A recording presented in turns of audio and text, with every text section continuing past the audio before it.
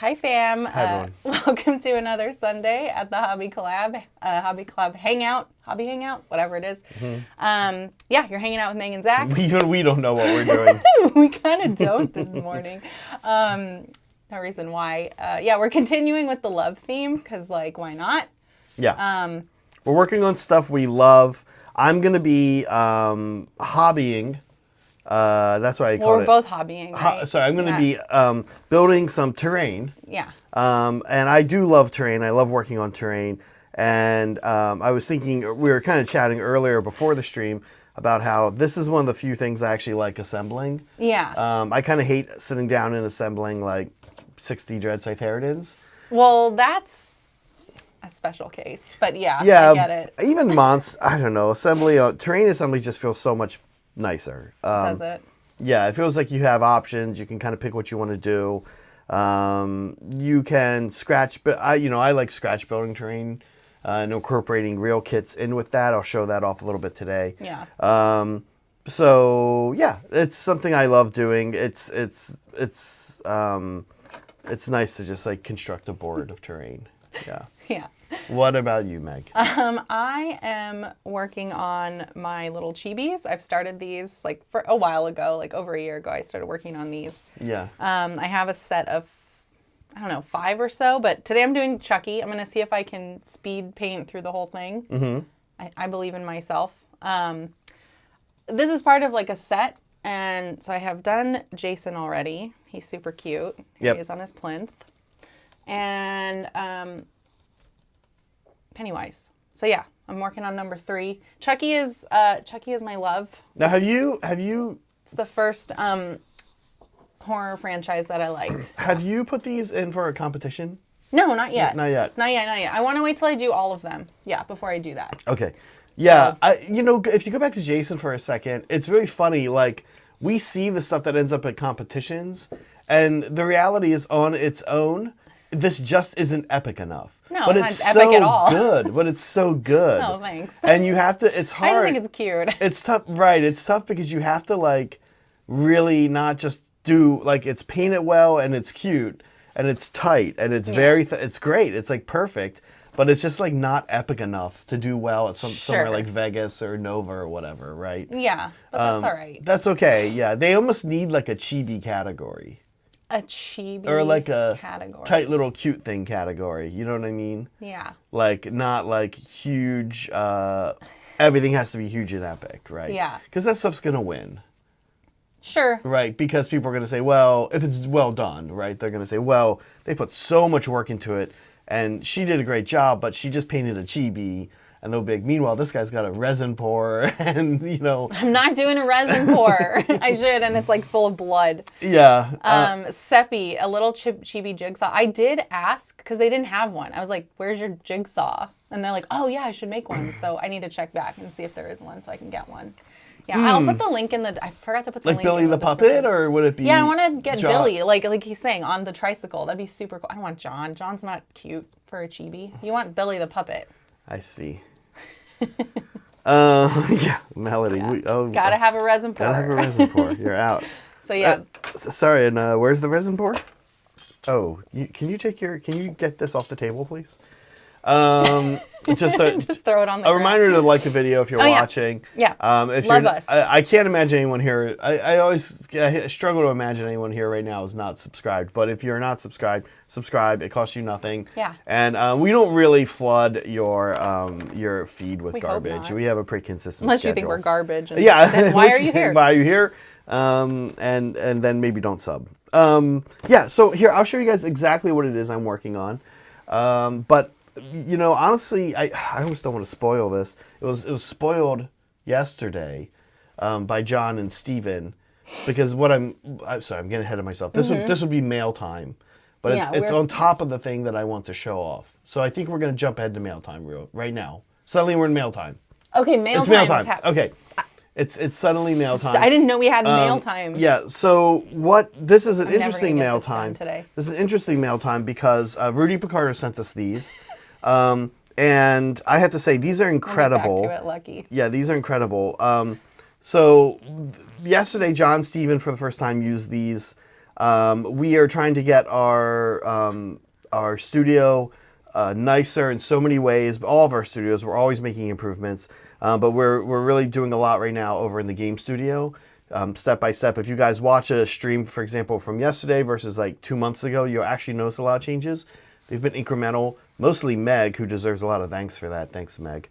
And thank you, Rudy, for this, because this is helping us clean up our measuring tools situation. Yeah, it's a mess. Now, I saw a friend of ours, Brian in SoCal, with this kit. I gotta start painting. Yeah, go ahead. You can start. I'll show this off. Although we do... Actually, I think we can just show it here. It doesn't need to go under the shoulder. It can go under here. That's No, fine. this is good.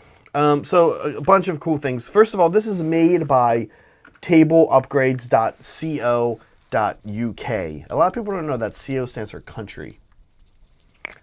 Country, Okay. UK. Okay. Imagine it's CU. No, because... Country. Oh, yeah. All right. Quagmire. Okay, so here we go. Never grow up. This is... We've got this first classic 6-inch measuring tool. You used to be able to get a lot of these. We have Maelstrom Mixer specific fault line ones of this exact one right here, which is cool. Yeah. And then you can see in the little space that was cut out, which I'm convinced is where these came from in the first place, you've got the little classic 3-inch guy. Okay, so that's real handy. They fit in there. Nice. Okay, and those are kind of like you're walking around I'm walking here. measuring tools. Now, they also do this, and I haven't... I don't understand what those are for. Yeah, so... I was looking at those right now. I'm like, why do we have that? if you watched the guys play on our LVO coverage, you'll notice that oftentimes they would put a base down to see if something could fit somewhere. And that's what this is. Now, they only go up to 50 mil here. King. They only go up to 50 mil here, so like you can take a 50 mil and be like, oh, can a Putrid Blight King fit right there? And you can like put the 50 millimeter down. Yeah. Can a Chaos Spawn fit here in this? Especially often useful for units that have fly in the charge phase that are trying to jump over something. Okay, and then last but not least is, honestly, I think what makes this so special is that you have just all of these from 2 to 12 sticks. And what these are really great for, honestly, is measuring out charges before they happen. You just put them down, and you put the one down you think, and then you go, oh, no, I need the next one up, or I need the next one down, whatever it is. Yeah, Eric, check out table... Oh, we didn't put a link in the bio. No, we didn't. No. Tabletopupgrades.co.uk. Yeah, exactly, Eric. Or take the flanks, or yeah, deep strike, or deployment. All of these. These sticks are incredible. And then here's the coolest thing about it. If you travel, this actually is... We're not getting paid for this, by the way. We're not Zach getting just paid for actually this. likes I just this like the product. Yeah, We wouldn't... If they wanted to pay us or send That'd us be ones, cool. We'd we accept totally it. would do it because we like the product. And we like money. There you go. So it has like a lid basically to it, and you just slip that in your backpack. It's magnetized. Maybe really we should great. add a link after Absolutely, the stream. we will add that link. Yeah. War Chest is the company. War Chest. Actually, that's where we got his Etsy War Chest. There we go. Etsy War Chest. War Chest. Okay. Can somebody add that link to the bio?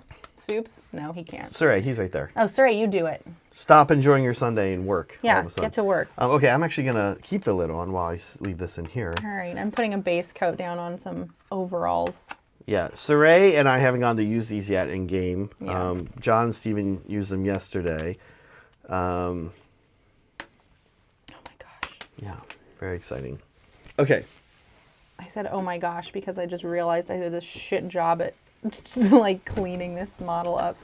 Okay, more products. Now, More products. more products. Product placement. Well, I just want to show what it is I bought to work on. So some of you folks know that we like working on terrain here. And we kind of have two levels of terrain projects going on. One is a little bit larger that requires some Saray, some Zach, some Brett. But also I kind of just like working on little boards myself. And I've been working on a watery board. That's supposed to be kind of like a flooded swamp. Mangrove forest actually is more like it. And I had this board built for Asuryani for 40K, but I wanted to kind of repurpose it to be an Age of Sigmar board for our channel.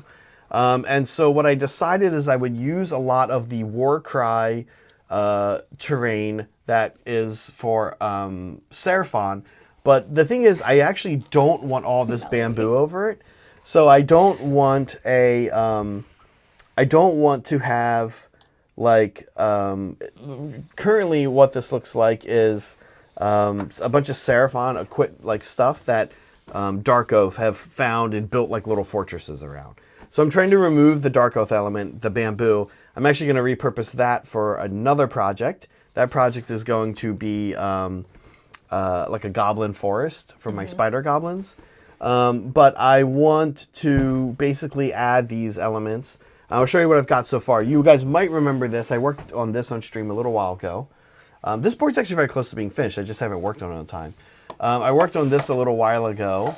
So this gives you some idea of what the kind of stuff this board has on it. This is actually a place of power, but it's also an impassable terrain. Or if players want to, they could say it's passable. You could hop up on there. That's what I would do. Yeah, I hate impassable terrain. I kind of built it like that way passable. on purpose. So that's what I've worked on so far. Now, the other thing I've done, and a bunch of Deathworld Forest trees are already done for this board because they were suitable for 40K. And then I went ahead and cut out a couple pieces of pink foam. You guys have probably heard me say this before if you watched me work on terrain. I love, for both 40K, for Sigmar, cutting pink foam. And now essentially what I can do is take, it just doesn't matter anymore what I put on that, right? So what I'm going to be working on is kind of like this tall stand-up statue piece you see right here. Okay, and the thing with that is it doesn't really do much if you just drop it there on the board. But if you put it on something like this, now it has a bigger footprint and you can say, okay, it's impassable, or we can probably, in most cases, we'll say it's cover. Should we switch seats? No, this is my last one. I'm sorry, Meg. I promise. I mean, if you want to show stuff off, that's it. And it sort of goes back to using plexiglass at tournaments. When you see people do that, I know GW started doing that. And your first inclination as a terrain builder is like, wow, that's pretty stupid because that looks bad. But then you start to think that it's actually really liberating because you can put down a piece of plexiglass, give that piece of plexiglass a roll, and then put anything you want on that plexiglass to look cool. So that's sort of what I like about pink foam. Is just sort of like a more thematic way of doing that. So that's what I'm doing today. Building stuff for this board. I'm really excited to get this board finished. We did use it once already on stream, actually, believe it or not. And it wasn't finished? It didn't have... We picked a mission that only had mostly had obscuring layout. And didn't have like larger impassable pieces. Mm-hmm. So it worked. And we played... Then Saray and I played Deepkin versus KO. Yeah. Where everything has fly and ignores all terrain anyway. So it totally worked. So right now we have that board suitable for Deepkin versus KO games on 1 or 2 missions. So we obviously, that's not good enough. We want it to be suitable for all missions. Thank you, Soups. He says, hobby, what I love. Okay, pulls out the new warp spiders. Yeah, what are they? Warp what spiders? Are the new warp spiders? They're Asuryani. They're space the space elves. Yeah, elves. He's been okay. Yeah, right, because he's been talking about them. And they have a gun. I don't know what the warp spiders are. They have a gun. Yeah. And then they have like a helmet with little prongs, and then they have a big jump pack on, and that Do they look like spiders? Honestly, not really, but they jump in and out of the web way to teleport around. Okay. Yeah. Well, that's cool, I guess. Yeah. Lucky Loki says they do look like spiders. Lucky, you're a member. You need to hook up your YouTube to your Discord account, and then you can post GIFs all day long. I don't know how you haven't done this yet. You're doing this to yourself. Okay, so I'm going to do a little assembly here. Moving along, doing some things, assembling some things here. They have 8 limbs. Okay, that's fair. Yeah, you didn't say that. They have 8. One of them has 6 limbs. Oh, that's not a spider. I don't believe they have 8 limbs. One of them... Soups would know. He bought them. Well, Tell Soups they don't have also 8 it's not limbs. limbs. It's Appendages? It's like Same thing. It's like Stuff? metal equipment. They have 8 stuff on them. So what Seppi's saying is like the thing I would say. Yeah. They don't really like. Oh, Yeah. I'll tell you what. Yes, Lucky Loki, a good idea, a grand idea. Let's pull it up. We have the internet. We can just pull them up. We don't have the internet. And Meg can decide if these look like spiders or not. Okay. Meg decides. Rather than going cold here. We'll call this segment Meg decides. Rather than going cold here, we've primed her both directions. But that's okay. I love being primed. Warhammer Warp Spot. So I'm going to Warhammer Community just so everybody knows. Because I'm not, I guess I could pull up the gun on the internet page, but I don't know that we have that up ready to go. Do we? In our segments here? It's called Browser. And no, this isn't set up because we didn't know we were doing this. Right. But that's okay. Yeah, that's fine. Don't worry about it. Okay. Do we have it? We might have it somewhere else, but that's okay. Let's not worry about it. We're just pull it up. Where are they? Let's see. New warp spot. Here, I'm gonna hit the button. It says Warcom. It's not ready at all. We're gonna adjust it right now. Here, we'll go on we'll do this right. How about that? Studio mode. Oh, okay. All right. I'll quick. Meg, you talk though while I do this. I have to talk? Oh gosh. Well, okay. because I have to do Let's this. do shoulder then. Go back. Get out of studio mode and do this right. There we go. Everything's fine. All right. Yeah. Yep. Impromptu segment here. Impromptu, I guess. Hold on. This is going to take me forever. Let me get it in focus. Okay. Yeah. Look at that photo of John Cena. Pretty much, right? John Cena is the warp spider. Look what I did here, you guys. I need to clean this up. Anyways, I'm just putting down the base coats. Pretty simple so far. Oh, I didn't say this. I'm sticking with Bear Cavalry paints today too. I just like the paint. I'm like, this is great. This is going to be like a one and done thing. This is the exact type of project I would want to use paints like this on, like where I'm mixing my own colors. And yeah, so I'm sticking with Bear Cavalry. Turns out I love them.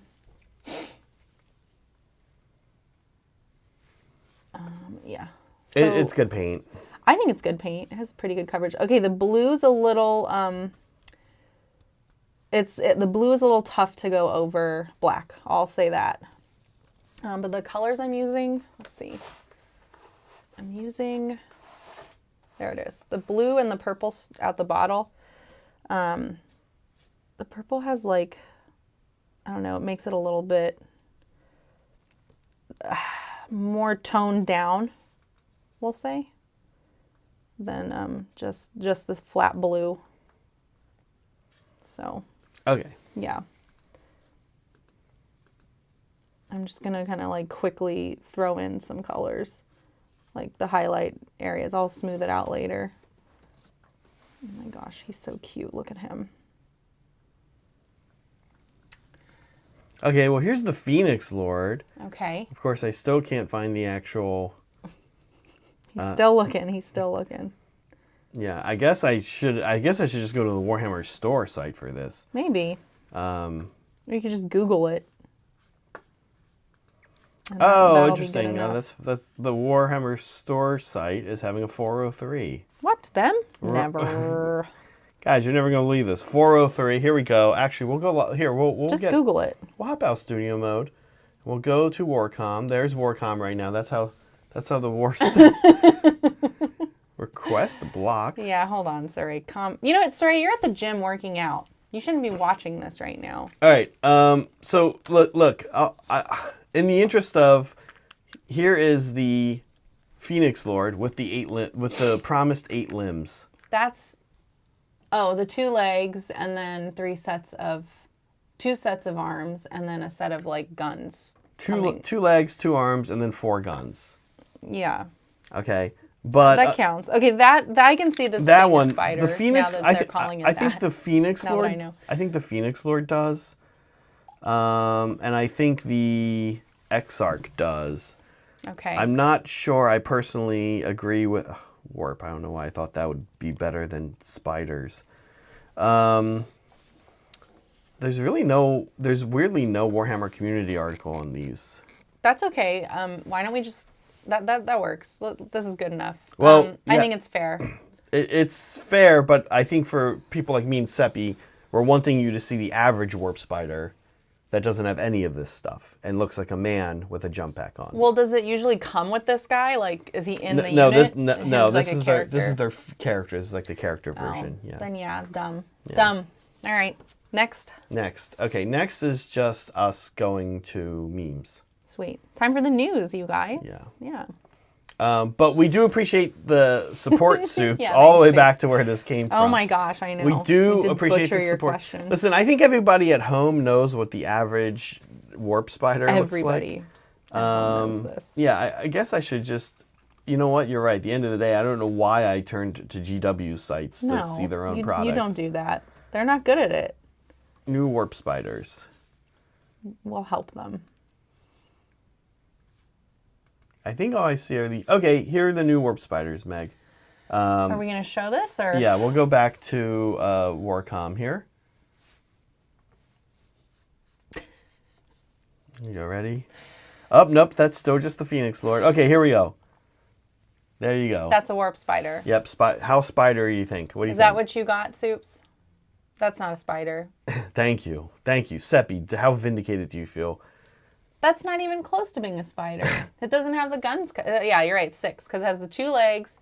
Looks like it has 2 sets of arms, and then no guns coming out of the back. So that's 6. So that's not a spider. That's an insect. Sorry, it's actually 4. The traditional 2 arms and 2 legs that we all have. Wait, this guy, there's something... That's like just a connection to the stuff, gun. Never yeah. mind. Oh, okay, then it's just a man. Yep, it's a man with a gun and a jump pack thingy on. You could just Google it yourselves, Barry, but that's not fun. I want you to see what I'm reacting to. Yeah. Also, Barry.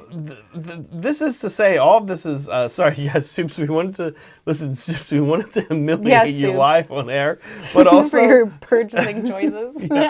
Also, what I would say is that I think warp spiders are super cool looking, regardless of the fact that they don't that's fine. really look like spiders. It's the name, yeah. It's just the a name, weird name yeah. choice, yeah. Oh, also their gun shoots out a Spiders? monofilament web. Their gun shoots out a web, too. I wish it shot out spiders. It'd be so scary. Yeah. All over. Yeah. And then a web, so you can't even get away from them. Yeah. Ugh. Horrible. Okay, we have memes. Yeah. Meg, remind me where this meme originated from. Okay, this is so cute. Beaver's kiddo did these made these cute little art pieces in school. It's President's Day week. It is. Yeah, and so these are the 2 presidents that were made. Abraham Lincoln and George Washington, and then who put them on Mount Rushmore? I can't remember who did that, whose this is. But I'm like, you gotta do Jefferson and Roosevelt now too. It'd be so cute. I want to see all 4 faces up on this mountain. It's just something cute from our server, and I was like, oh, I love it. It's pretty wholesome. Mount Rushmore is interesting. We've never seen it, but it is pretty cool. I know. We need to go check out Mount Rushmore. Yeah, before they add another president's head to it. Oh yeah, I did. This is a while ago.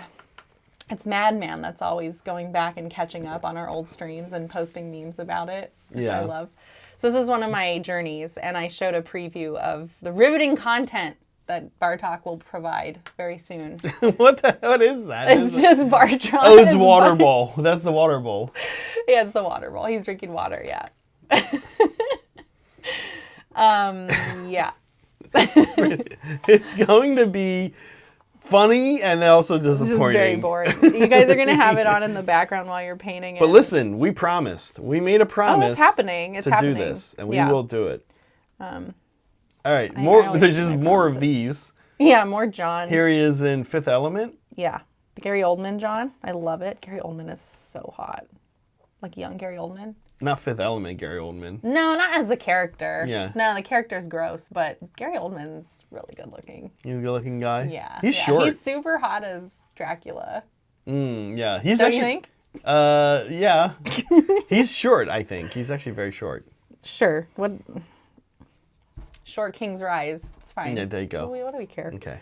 Here's John as an ogre. I'm like, he's hot. You're like, but he's short. No, I'm like, I'm just okay, saying, you're like every toxic female out there. I know. I'm just emulating the world around me. 6'4" minimum, 7-inch D. This is John as a gut buster. Yeah, I love it. His face. It's so good. And also still the hair. They clipped out his hair, like, or what is on top of his head? John doesn't have this hair. Somebody in comments was like, I love how John back on Titans was all clean cut, but now John is like, I forget how they described him. He looks like the guy that like sells you weed out of his van in the 70s or something. I love him. With his long hair. I'm looking for a guy in finance. Melody. Dirtbag John. Oh, there's more. Here he is as both the old and new Baron Harkonnen. Yeah, who wore it better? John or John? Yeah, John David Lynch Dune or the new Dune. I only know the director of the first one. I forget the director's name of the new one, but I do know this is Stellan Skarsgård. Yeah. Also very hot. Stellan Skarsgård, Dune John. Skarsgård. It's a K. Skarsgård. What did we watch last night? We've done with a Skarsgård. We've done favorite Skarsgårds? We have. We need to do it again though. Yeah. Yeah, in fact I think I said Stellan was my favorite. It was Alexander, and it was this kind of interesting movie we should talk about. We watched the movie Lee, which is about the 1930s and 40s model turned photographer for Vogue, Lee Miller, and she's kind of famous for taking really personal, like several layers or two behind the scenes during World War II. Mm-hmm. So while a lot of war correspondence photography were taking pictures of soldiers lined up after a battle smiling or stuff like that, she would go into camps and take pictures of injured. Ground Zero. Ground Zero. But also, even more interesting than Ground Zero, where like action was, is she would kind of like follow somebody and see what their life was like. Mm-hmm. Behind, like what happened, like just like whether it's a civilian or whatever. This is a pretty interesting movie. Yeah. It was a good story. It wasn't our favorite movie. Not a great movie though. Yeah, but he was in that. Alexander Skarsgård. Anyway, yeah, Skarsgård. Moving on. Another to more Skarsgård, news. Yeah, I left this one out. You must have jumped back in and add this one in. Of course I did. I was like, why is he leaving out memes? This is from Krieg, and I'm not the biggest Archer fan, and in particular, the number one thing. I'm not an Archer fan, so we're not including those Probably memes. the biggest thing that makes me not like Archer is this exact character. Oh, really? Because I'm like, this character is way too real in Silicon Valley, and I'm just like, I don't have a sense of humor for this character. Yeah. Okay, sorry, Sue. Yeah. Well, I thought I'm like, ooh, this character. There are Zach too many is making people a lot of enemies today. actually like this character where we live. Yeah, Krieg, I get it. It's very funny. Right down to the fact that he's an anime girlfriend. He is way too realistic. This one we showed last week, so that's the reason I left. Oh, this we one did. out. Oh, yeah. whoops, because you didn't mark it, so I did. know. I did. No, yeah. I looked and it wasn't marked. Yeah, so we just brought it again. So that's why I didn't show this one. But oh my it's gosh! a good But one. It is on point because we do love Blacktalon. Blacktalon. That is another thing we love. We do love Blacktalon. We may or may not be talking about it later. Yeah, we might talk about Blacktalon. Maybe. Okay, let's see. And then back to the Mount Rushmore one. Yep. I like the way that the Mount Rushmore one is a developing story. Please, Beaver, please just have your kiddo make the rest. I know, like, President's Day stuff is all over, but it's so cute. President's Day is all over? I mean, it's tomorrow, but, like, the prep that one would do in school is not. Is over, sorry. Yeah. Oh, Saul, regale us. How did your first AOS game go? That's right, I forgot. Yeah. He was playing his first AOS game. While I was waiting for my sister in the airport the other day, I wrote him like a mini diatribe on. He was like, any suggestions for my first AOS game? And I wrote him like a small thesis. We missed a super chat. Yeah, headed back up there Okay. to click on it. Actually, 2, I believe. No, just the one. Just okay. the one. We got soupses already. Okay. I think. Oh no, this one. Yeah, Like, yeah, I thought there was a... Where are we? No, we're Which good. one am I? Here we go. Okay, Yeah. wait. Actually, let's click on this first, though. I saw a perfect one that I like. There we go. Yeah. We always like to reward Thanks, good, Lucky. interesting comments. That was a good comment. There you go. Good comment. Also, good comment. It's true. Actually, before we get to the super chat and before we get to whatever else we were about to get to, I do want to point out, Melody, that I definitely agree with you, even though I don't think this is what you're saying, that all of the Eldar Aspect Warriors, I still feel like I sometimes wonder if the design studio wishes they could push a reset button on some of them. We were talking about this the other day. We were talking about Saray and I last week. We were talking about why do Striking Scorpions, which is this really stealthy unit, have chainsaw swords? Because they're cool. They are cool for the Imperium. Why doesn't everyone have chainsaw swords? They are cool for the Imperium, but it's weird that Eldar were like, oh, we saw this weapon that the humans have. They take something that cuts down trees and is heavy and cumbersome, and then they put it on this thing, and now we should do it with our most stealthy warriors. I think they wish they could push reset on some of the Aspect Warriors, if I'm honest. Okay. Maybe collab Mount Rushmore terrain piece. Yes. It's funny. No, it's a good idea. But not us. We should need to have like funny guests. Like not guests, funny like people in the community. Like Rudy. No. Us. Us? Okay. That's a little... All right. Anyway, moving on. We'll see. We'll see who makes the terrain around here. And who they put on I Mount. still have a display board I need to Who they put on finish. Mount. Molecule, thank you. He's been a lab mandrill forever. Forever. And He's so old. He's so old. He's a lab mandrill since he was young, a young man. He says, Hobby Collab reacts. GW website issue. Number 3 will shock you. Listen, actually, I hated that happened because I like GW, and I hated that. I do hate shitting on GW all the time. I do too, I'm like, come on, guys. Of course. Like, get your shit together, guys. Of course, Fix your website. Of course, their website works 9 out of 10 times. But did it work? Is it just us? Did it work for you guys? I mean, every other website works. No, I meant. I know. I meant like maybe there's something up with.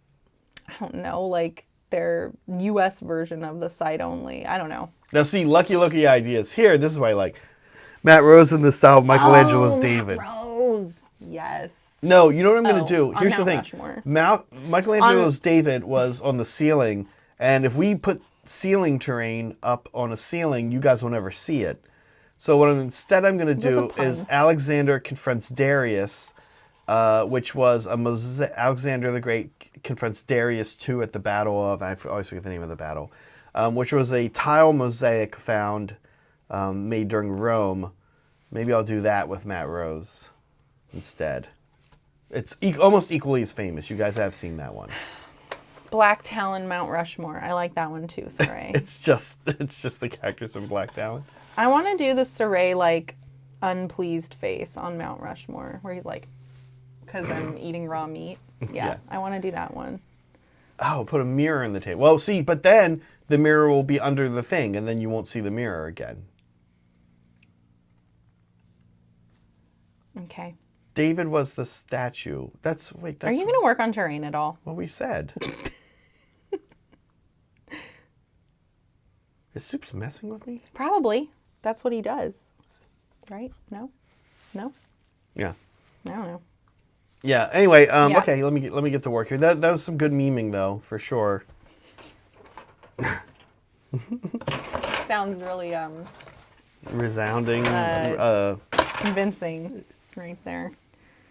Oh my goodness, Zach. Meg, how have you been? I haven't. How have I been? Yeah, how you been? I've been all right. We lived together. I know. Yeah, so it seems we like a hung week. out all day yesterday. You don't remember? I do. What a blur it must have been. We had crabs yesterday. That was great. We did. We had Dungeness crabs. And those two. Okay. You hate me so much. Otherwise, we just had a quick trip to urgent care to deal with our venereal disease. Is that the joke?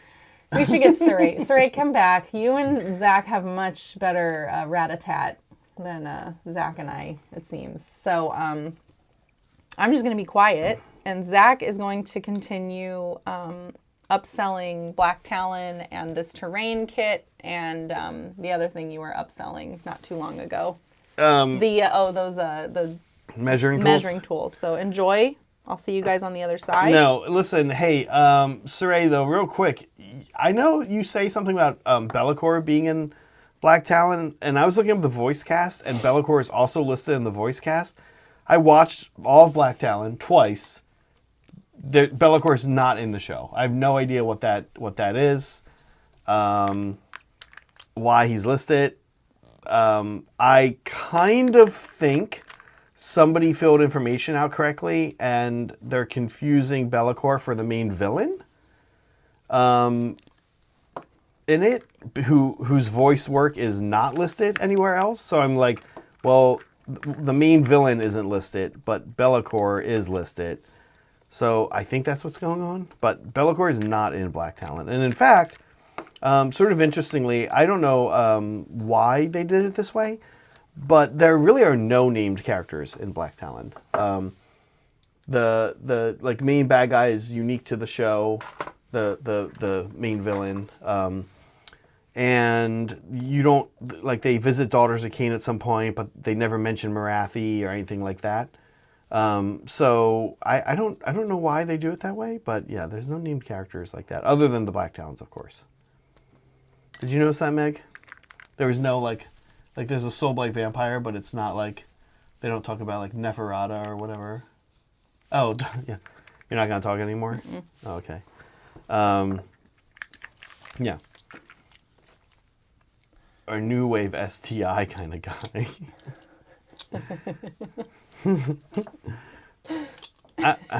I don't feel strongly attached to either type of sexually transmitted disease or infection. Man, now I wish I had brought in the updated version of that meme with our new scale. Since we're talking, I'm like segue STIs. I know, and I actually meant to do that to bring that. I was like, maybe I'll leave this one alone because it looks like I don't want to look like we're picking on like Beaver's kids drawing. We're not very cute. We're not. Yeah. Like, we're not picking on it. Yeah, but if you're not in on the joke, then it looks like we're bullying Beaver's kid. Oh no, I think it's great. Also, though, Meg, to be fair, if you're not in on the joke, that herpes to George Washington using Beaver's kid's drawing would also make it look maybe like we were bullying. That's what I'm saying. Oh, that's what you're saying. That's what I'm you don't saying. want to. That's why I didn't want to pull that meme in. Yeah. Okay. I thought you said that meme would add some legitimacy to the drawings. No. What? Man, we are on two completely different wavelengths. Like Beaver's today. kid could show their teacher that in school and be like, yeah. "Look, my drawing got used on a YouTube channel on public access television, basically." Yeah. Yeah. Public access. It's pretty much. I know, right? We're what is it like? Well, we were talking to my here, able to give you this stream because of viewers like you. Yeah, we were kind of showing the studios to my sister, and we were like, it's surprisingly easy to set up a show and just like have a show. And it's easier than you would think. It's easier than you would think. Yeah. Pulling back the curtain a little bit, it's like, okay, you can do a lot. I would say that there are like a number of large hurdles you need to clear. Yeah. Like, the first one is, should I just do it at all? The second one is, do I do something beyond just one camera pointed down while I paint, right? Which a lot of people do. And then after that, it's there's, I don't know. Once you start doing those hard things, making those hard decisions, each other hard decision becomes kind of like, all right, how do we do it? And you just go for it. You just figure it out, yeah. Yeah. And the number one thing you use to make YouTube content, to learn how to make YouTube content, is YouTube. Yeah. So it's just YouTube is actually terrifying in this regard. It is a self-replicating situation. In fact, the only YouTube videos I watch on YouTube, for the most part, I do jump into a lot of live streams of people in our community, even 40K games. But for the most part, Meg, I've said this before, that when I watch YouTube, I mostly just watch videos about how to be good at YouTube. Yeah. Yeah, that is true. Okay, should we jump into our segment? Oh, that's so fast. Yeah, it is fast. Time's going fast. Oh, wait. We started a little bit late, so imagine. That's why. But Yeah, we'll imagine end a little late. We'll end a little bit late, but we only started about 7 minutes late. Oh my God, you guys, it was so funny. Now that we're past the initial hump of the show, we did our intro. We kicked off the show. We were like talking about what we're doing, and then Zach goes, "Oh wait, we're not live. We have to do all that again." So I think if you scrub back far enough, you'll probably be able to see it. Yeah, I'll be honest with you. It's not the first time it's happened. It was funny. I was like, any oh shit. YouTube stream I've been a part of. And I'll say it happens quite often. And I can tell you there is and Saray, when I say this, Saray's going to say, oh yeah. And Meg, you too. There's one thing that YouTube introduced recently that makes this even more of a problem, which is they've introduced this bizarre little like nudge thing where once YouTube picks up your stream from your streaming software and is ready to go live, they put up a little thing that points to the go live button that says you're ready to go live, and then there's the go live button, and then you have to click on that little thing. They're both the same color and right next to each other, and you have to click on that you're ready to go live. You have to click like dismiss. If you don't click dismiss and you just click go live, that dismiss button will just sit there your whole stream and annoy you. Yeah. It's very right, exactly. Saray, exactly, right. Why do I have to click twice for this? I guess. You have to listen, this is boring and I don't think anyone cares. So I'm going to move on. But yes, it was funny. We did do this stream twice.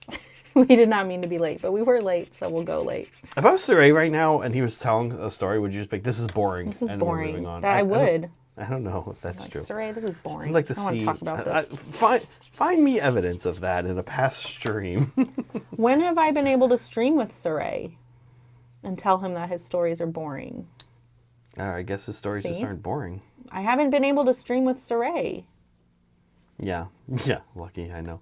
It's very weird. And the weird part about it for people who've been doing YouTube streams for a while is it's kind of new. So for a lot of us, it's like, oh, there's a double click now that you do rather than the single click. And so you sit there and you're like, oh, we're not live, actually. Yeah. Anyway, so I wasn't aware of how quickly time has flown. I see. Because we're having fun. Yeah. Right? Yes. Well, not you, because I'm boring, but I'm having fun. I would just start yawning really loudly. Okay. Anyway. Okay, well, Meg and I both did finally finish Blacktalon. I finished it a while ago. If you have Warhammer Plus... I finished it this morning. Yeah, and you know what I meant to watch this morning, because I know someone's going to call me out on it, probably Saray, is the Astartes trailer. And I sat there and I saw it when I signed into Warhammer Plus, and I was like, oh, I'll watch that real quick before we go live. And then I totally forgot. And it's not because I don't want to see it or I don't care about 40K or don't care about Astartes or anything. I just legit forgot. We were doing other things, getting ready. So I will go watch it. But we wanted to talk a little bit about some of our favorite moments in Blacktalon. And so let's do that. Okay. Now, Meg, first of all, before we jump in and start talking about it, give us your overall take on the show. What did you think? Oh, I actually liked it. Yeah. People are expecting me, look at Liberty. People are expecting me not to like it because you're so like silly over the top about it. But I actually enjoyed it. The other day, I was just keeping myself occupied while I was trying to fall back asleep. Mm-hmm. And I was like, you know what? I want to watch Blacktalon. Yeah. So I put it on and I fell asleep. But I was like interested in watching it. Yeah. I pursued watching it because I wanted to see how it was going to end. It's cool. It's fine.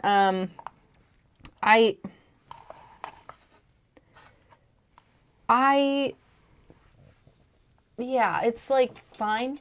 Mm-hmm. I do wish that, it would be a different show. It wouldn't be called Blacktalon, but I do get like tired of only following the Stormcast. Right. I liked that we had a villain that was in more than one episode. Where is this going? Yeah, it was nice. I think the whole I'm glad it doesn't just do, okay, this week the Stormcast are dealing Yeah. with, like, there is kind of an overarching season 1.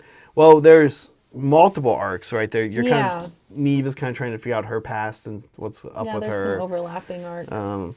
Which is nice. I think for me, I'll just say that I felt like I was just surprised how good it was, and I kind of acknowledge that it's not amazing, right? Yeah. But I was just sort of shocked at how strong I thought it was in a number of different ways. Because let's not kid ourselves, a lot of Warhammer content has not been good over the years. And so that was refreshing. I know I've talked about it before, and I'm not going to go into details on it, but Exodite was just such a disappointment. Oh. So long since I've like truly been able to, like, I usually rate things fairly positively. I can find 1 or 2 good things in them. Exodite was just so bad, such a 1 out of 10, that I was just like, oh my god, I don't know if I can, I don't know if what I expect from Warhammer content moving forward. So it's possible that Blacktalon was probably like a 7 out of 10 for me, maybe even a 6 out of 10, but probably a 7. But still, it was quite good. And I think the thing that I like the most about watching these shows, and what was so disappointing about Exodite, was you want to see the units that you play. Sure. And you want to see the armies that you play. You want to see, well, this is GW sanctioned material. How do they, when they finally get to show you how a Deepkin acts, or how a Nighthaunt acts, or whatever. I think we've all seen and been disappointed by GW sanctioned content on their Instagram. Yes, yeah. So Among other places. I just don't mean like poorly painted models. I mean like when they make like the stories that they're video making, game content or stories or whatever, right? Yeah. Out of their own IP. Yeah. Like, really? Yes. And I just, to see like, oh, there's this thing coming out, your 2 factions, Eldar and Tau, and then it's like, oh my god, this is like not either of these factions. Like, and then to see Blacktalon, it's like, oh, this is cool, this is more interesting. So yeah, I liked seeing that. What for you, what was like the coolest part of it? The coolest part of this show? Of the show. What were you like, oh, I this is what I liked most about it? I liked that they gave the Stormcast some like internal conflict. Like Neve, right? She's trying to figure out who she is and like trying to remember some of these weird memories she's been having, like from her, what do you call it? I guess her past life. Yeah. And I really appreciate that they make them have some internal conflict, and they're not just like, yep, we love Sigmar and all this weird shit he's making us do, and we never question it. I'm glad that they question it. Yeah. I have to say, that's an interesting point. I do have to say, a lot of times... the Black Talons. a lot of times they say things like, Age of Sigmar's lore is not as good as 40K's lore, and I am often like, well, that's definitely true. 40K's had a longer time to establish its lore. Is it true? I mean... Well, but... What do you mean? What does better mean in this? Good call. Good question. And that's what I would challenge people. I would say, well, one, 40K's lore is... The best 40K lore is 30K lore. Oh. And that doesn't really do a lot to tell you about Necron lore. Although, like, the war in heaven between Necron and Saryani before humans really even existed is super cool. There's a lot of cool lore in the 40K world. But one thing I think one of the worst parts of the lore in 40K is, since Heresy, is Space Marine lore. Space Marines are, frankly, not that interesting. And in any depiction I've ever seen of them, they're also not that interesting. So this is me saying one area where I think AOS lore is pretty strong, quite frankly, compared to 40K lore, is Stormcast Eternals, aka Sigmarines, the Marines are significantly more interesting than Marines are in 40K. And that's saying a lot, because if you were to take AOS Sigmar lore and compare it to 30K and what Marines are doing then I don't think that's the case. But since 30K and modern day 40K predictions of or modern day 40K renditions of Sigmarines and like here are Marines in the 41st millennium and even that what was that one we watched game with all the video game takes like Pac-Man and stuff? Secret Level. Thank you, yeah. Secret Level, Marines are not interesting in Secret Level. What's interesting is the Tzeentch Demon, right? Like that's true, yeah. The Marines are not interesting. Like it's weird. So I do like that. If you're kind of on the fence and you're saying, oh, I don't, with Sigmar the lore is just not that interesting. I would disagree. I would say it's 100% not as rich, and that makes sense. But then I would say, check out Stormcast lore. Because it's more interesting. Yeah, so Liberty, thank you for the super chat. He says, objection. The only interesting Stormcasts are Blacktalons. The other Stormcasts in the novels are just as boring as 40K Space Marines. So where I would draw from and say that Stormcast lore is interesting to me other than Blacktalon would just be like the stuff I've read in the battle tomes.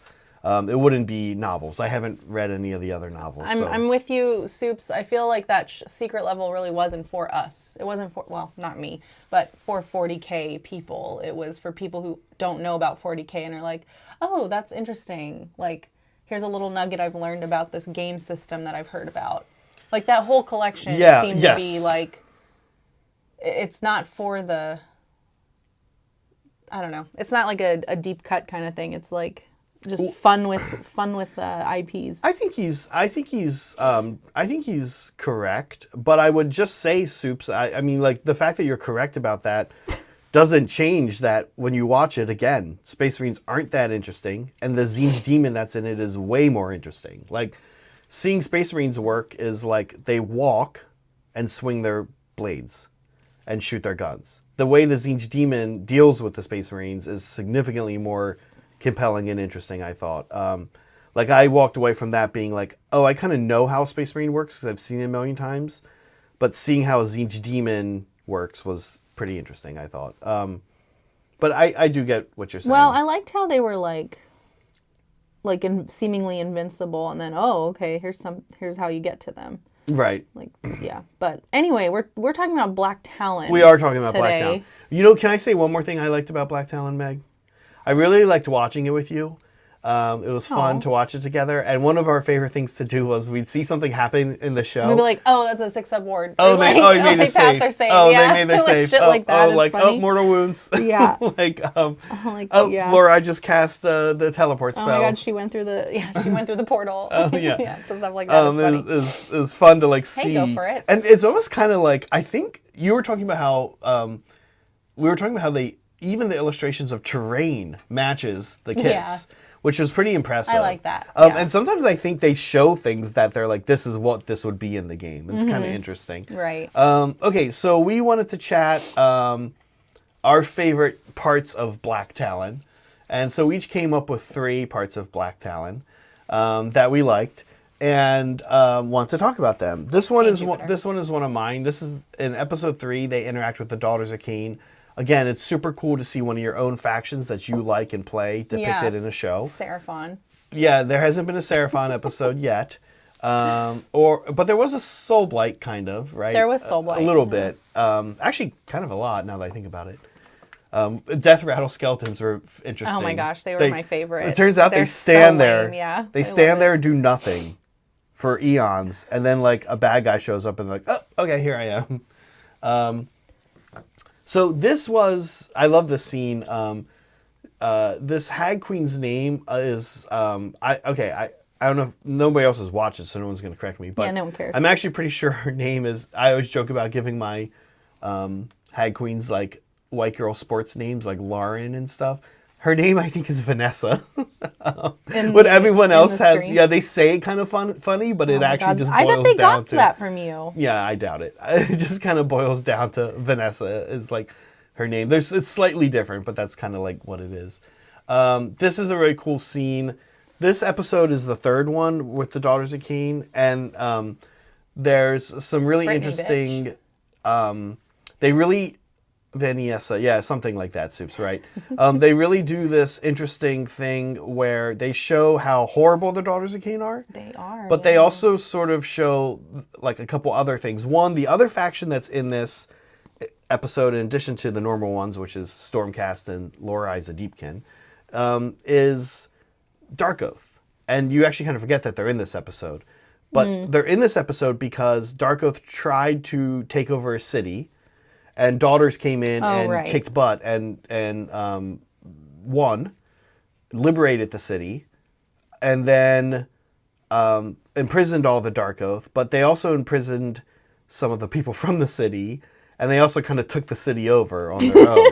And they also started doing underground gladiator battles. A little too far because that's what Daughters of Cain do. Whenever they can, they're like, all right, gladiator time, because that's like their only hobby. All these prisoners are like stuck dealing with it. Oh, and they're like, sad. they're sending we like, were liberated. They're taking like a Dark Oath hero or like a high gladiatrix, and putting her in the arena, and then sending like one Dark Oath, sending one Dark Oath infantry guy out at a time, with like a rusty blade. Yeah.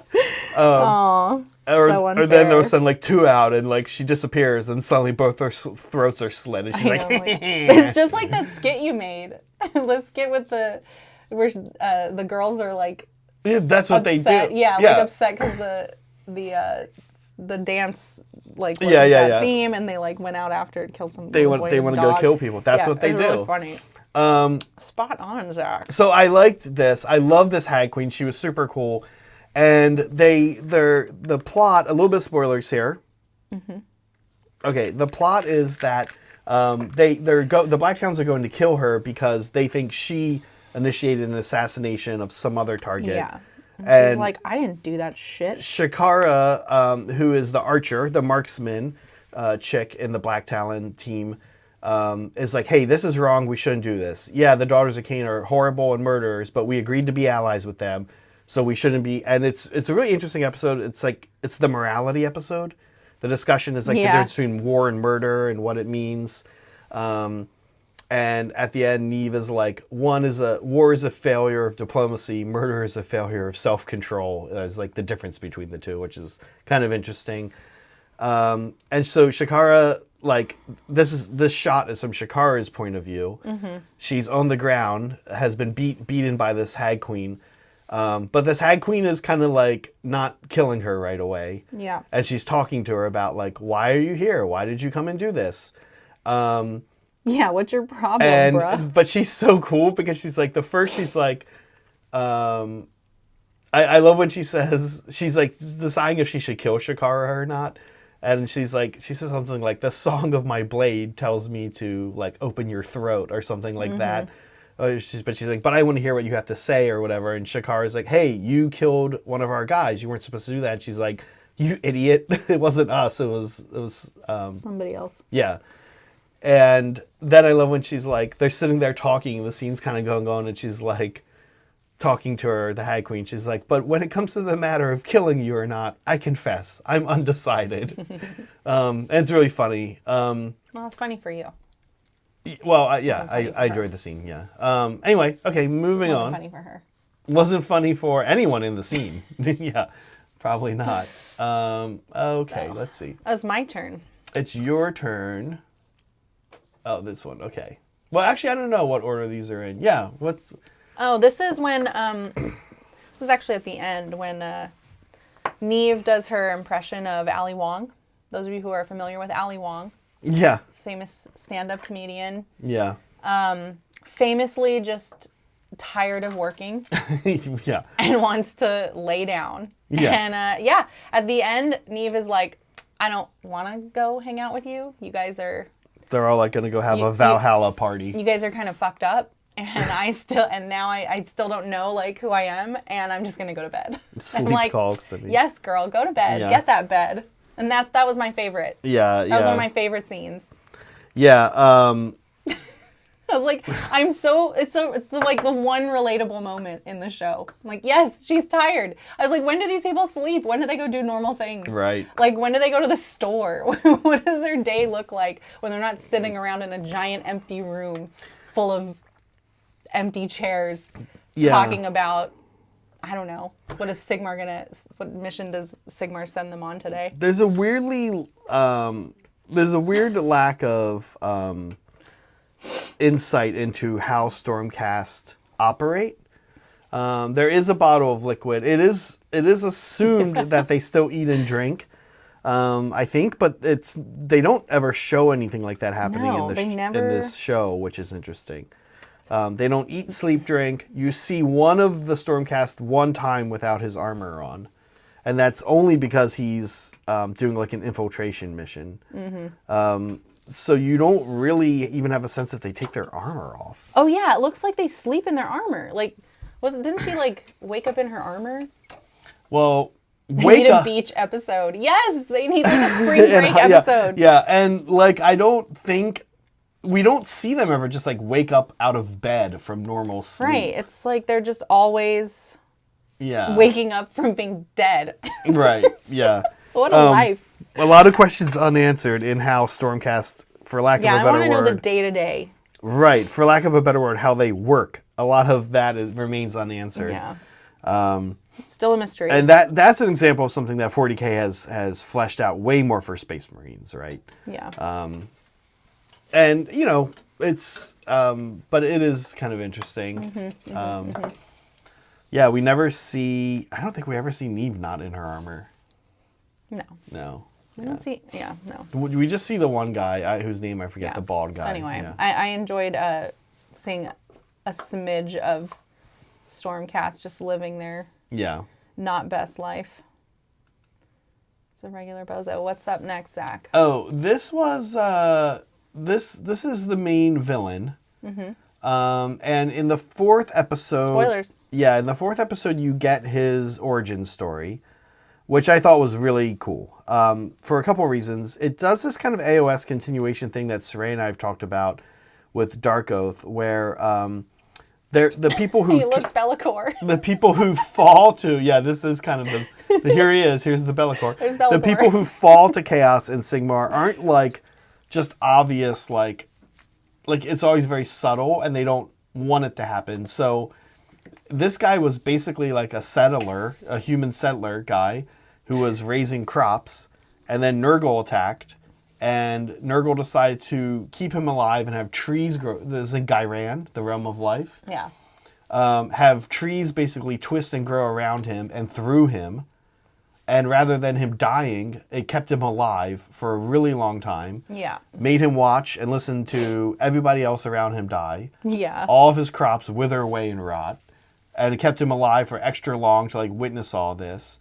And then basically tempted him with a diseased fruit that turned him into a monster. A Nurgle guy. Yeah. So I'm so excited. I hope one day they get this guy a model.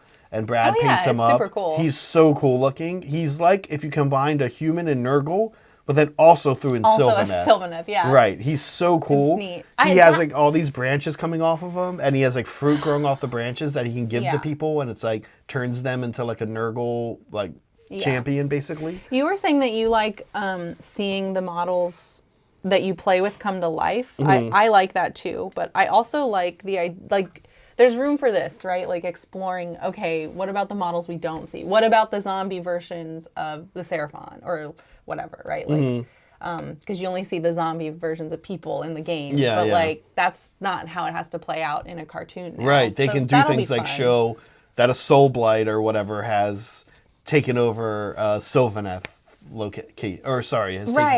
Or like this, right? The Sylvaneth Nurgle mashup could be. Right. Cool. This is a really cool take on a villain. And again, Nurgle is not depicted cute and silly.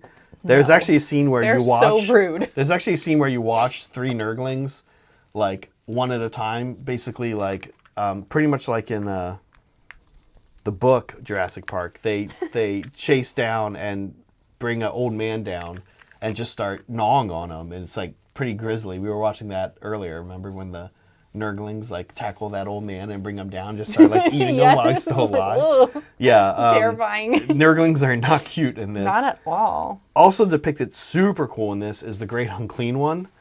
Oh, yeah. We were watching and Megan was like, how do you do anything against this guy? What are you doing? He just comes in with a sword and knocks out like half of your unit with one swoop each time. Even plague bearers are cool.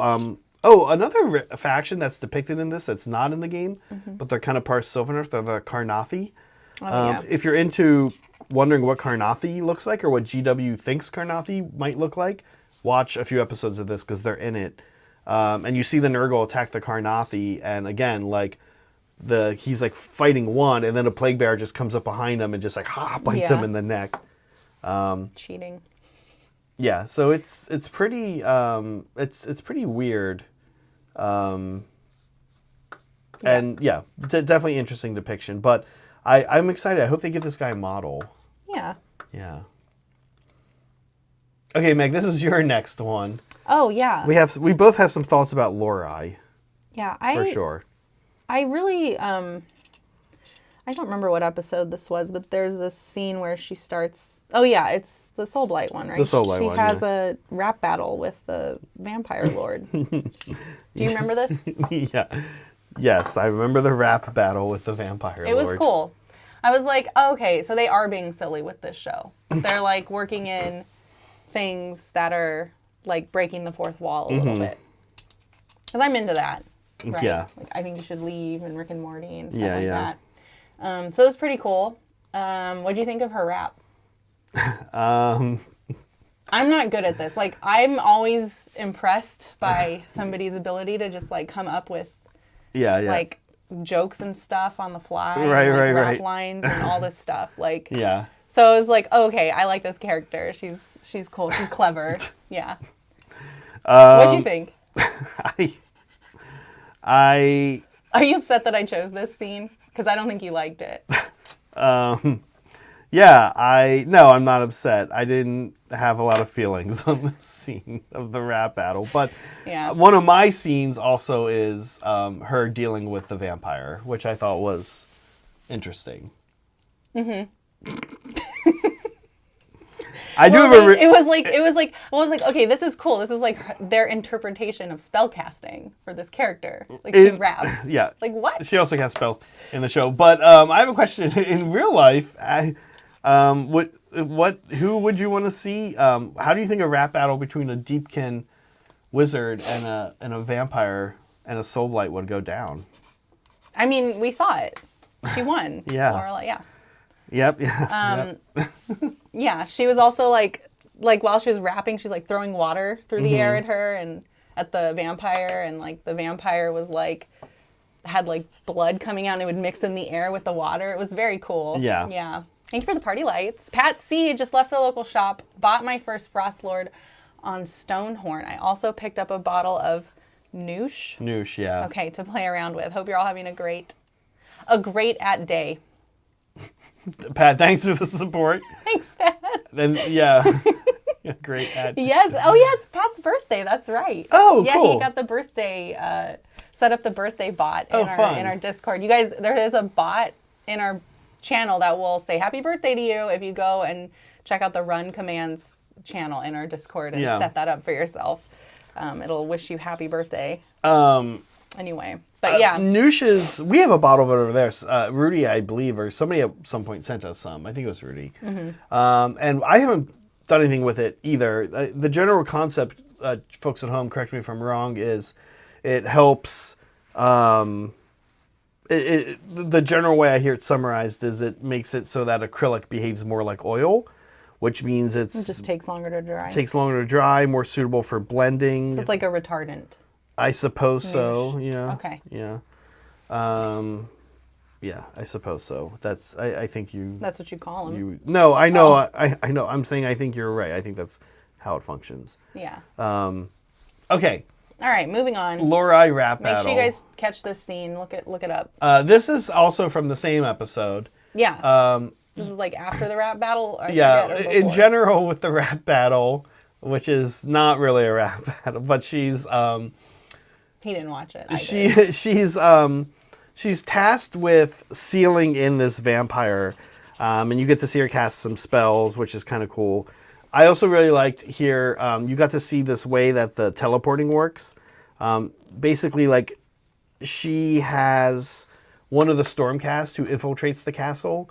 She has them take a bottle of Ether Sea, and then they pour it out on the ground, and then she pours hers out and goes through it and comes out where they poured her, which is kind of cool. I like that. I like how they show the teleport. I like also a lot in this scene, she's like, in her voice, she's like, the way remains closed as long as I dream the water's ice.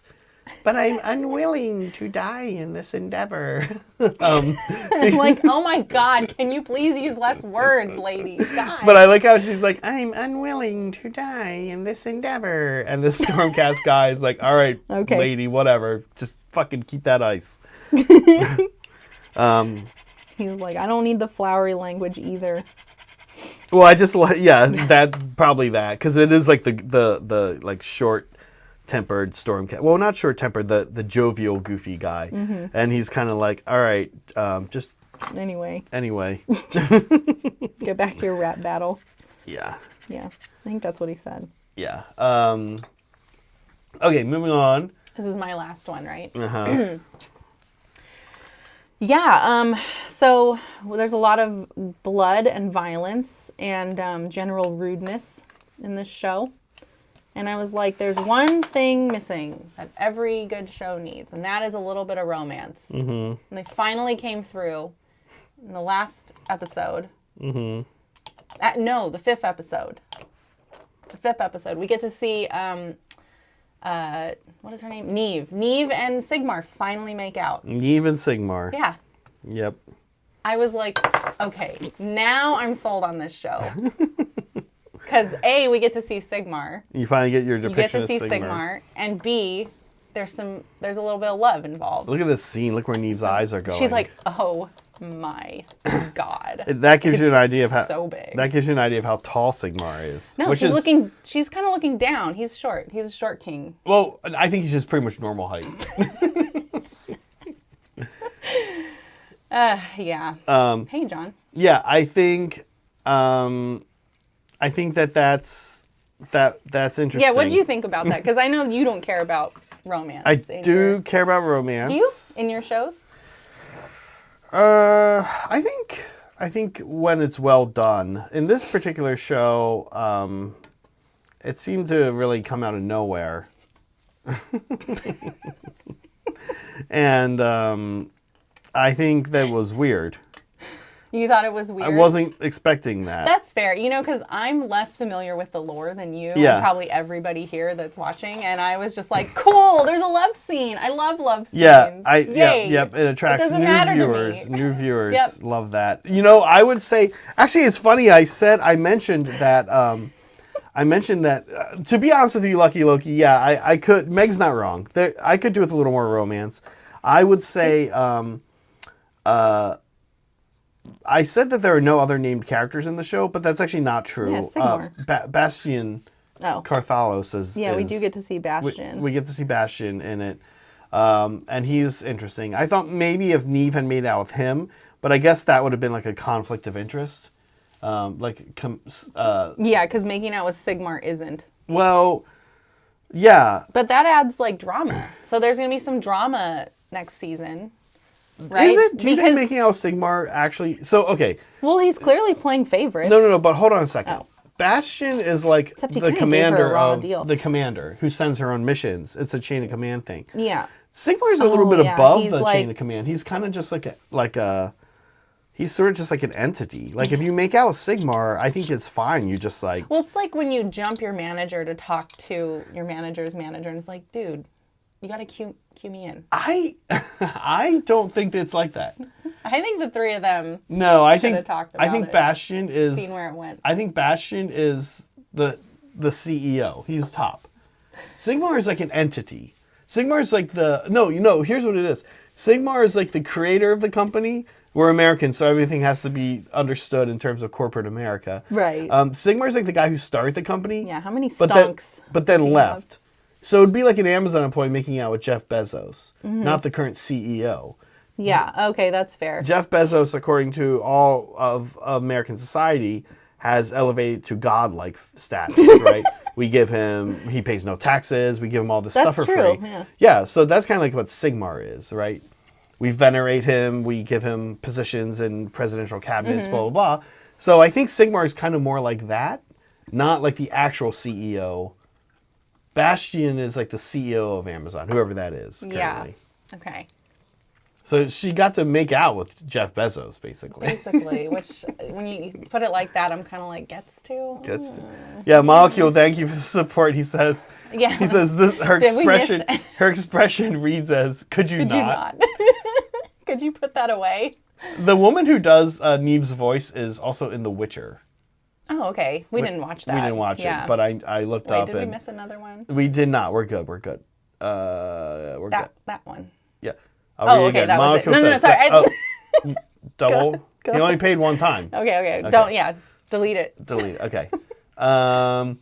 Yeah, I thought that it was interesting choice to have her make out with Sigmar. In reality, the fifth episode where she makes out with Sigmar? Fifth one, yeah. Also shows her backstory a lot. Yeah, that's kind of part of it. There's another thing you said that you liked about the backstory. I thought that was... you were talking about when she finds out who she is. And kind of going through that. I did actually really like that because it was so depressing. I was like, wow, I feel really sad inside. This is good. Which is something I always love in a show or movie. But yeah, she basically learns her history. Yeah. I guess we shouldn't spoil it. Spoiler. Yeah. Give us a minute. Okay. She learns her backstory and is like, I don't care. I'm still choosing to live in the dark forever and ever. People were telling her, like, don't check out your backstory. Don't check out your backstory. Yeah. And then when she sees her backstory, like, oh, shit. She's like, oh. They're like, Hendrix, like, we won't say what the backstory Hendrix, like, don't check out your backstory. Just focus on the here and now. And she's like, no, I need my backstory. And then she sees her backstory. She's like, oh, man. Then she's like, you know what? I'm going to focus on the here and now. Yeah. Yeah. But I liked that, and it shows kind of what the Stormcast go through every time they die, right? Yeah. And I'm like, oh, that's so interesting. Like, she could choose to not be a Stormcast, I guess, or to be a Stormcast, but to know like everything, and like that would be horrible, right? She doesn't want to. She wants to enjoy being a Stormcast hero. Just being just the enjoyment of being a Stormcast. Yeah. Moving on. Last but not least. Oh no, that was it. Babe. That was it. We got him. Okay, fun. Yeah. Fun. So yeah, we love Black Falcon or whatever the show Black is. Falcon. Yeah. No, I'm looking forward to season 2. It'll be fun to watch with you, Zach. Yeah. It's pretty good. If you haven't watched it and you have Warhammer Plus, definitely I would recommend it. Tell us what you think about all the scenes we called out. Yeah. Yeah. I'm curious to get your guys' take. Yep. On all these things. We did it. We talked about Blacktalon. What a wild ride. Yeah. Actually, thanks, Go For It Painting. Don't forget to hit the like button. It'd be fun to see different factions having rap battles. Yeah. Yeah, it'd be pretty great if they did more. But I think it was like unique to her, like something she was a rapper. Especially good at. Yeah. She just had that queued up ready to go. Mm-hmm. But then the Soulblight surprised her because she also had it queued up ready to go. Well, I'll show you. Yeah. It was like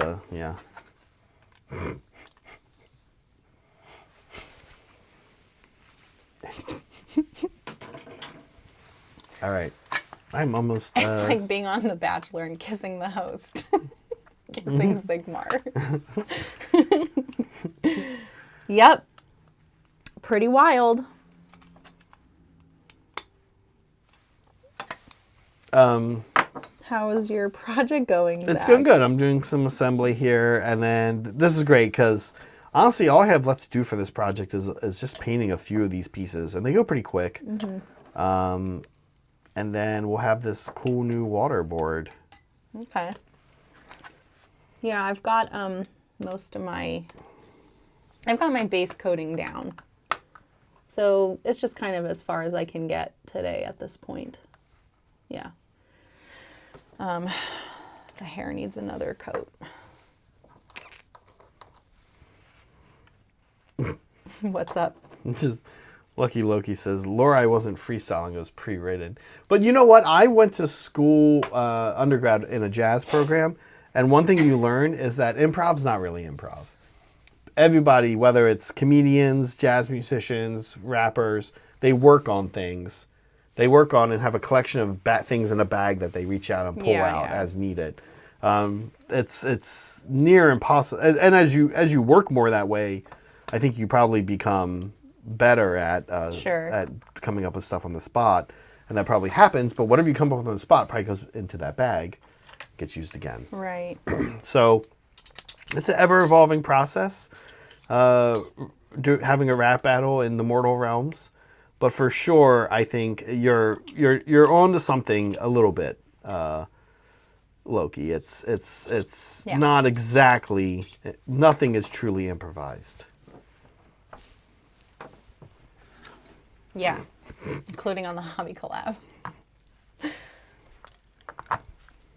Sometimes we start our entire stream and run through it for 10, 15 minutes before we then actually go live. We wait till the stream start time, then we go live, but not real. Then we run a fake version of the show to practice, and then we run the real version of the show.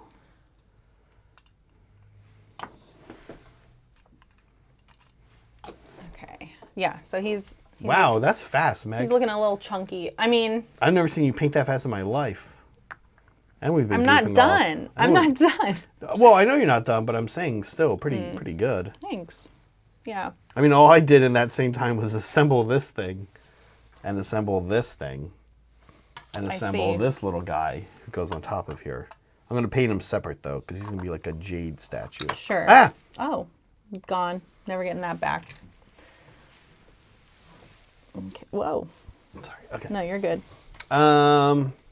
Molecule. My one-liners are almost all improvised.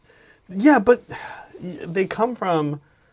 You have like a realm you work in, though, Molecule. Like, you have all your sad jokes about your upbringing. Oh, my.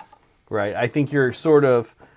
You're working in that realm. You had he had a joke the other day that was had a PG angle to it. And we were all confused. We were all confused, but it was a really strong joke. And I'd like to see him work in that space a little bit more. Sure. The dark family stuff is good, but it was refreshing to get something else. Oh, yeah. I was like, the party lights went off, and it's for Molecule's comment. Thanks, Molecule. Oh, we haven't talked about a Maelstrom mixer yet. Oh, yes.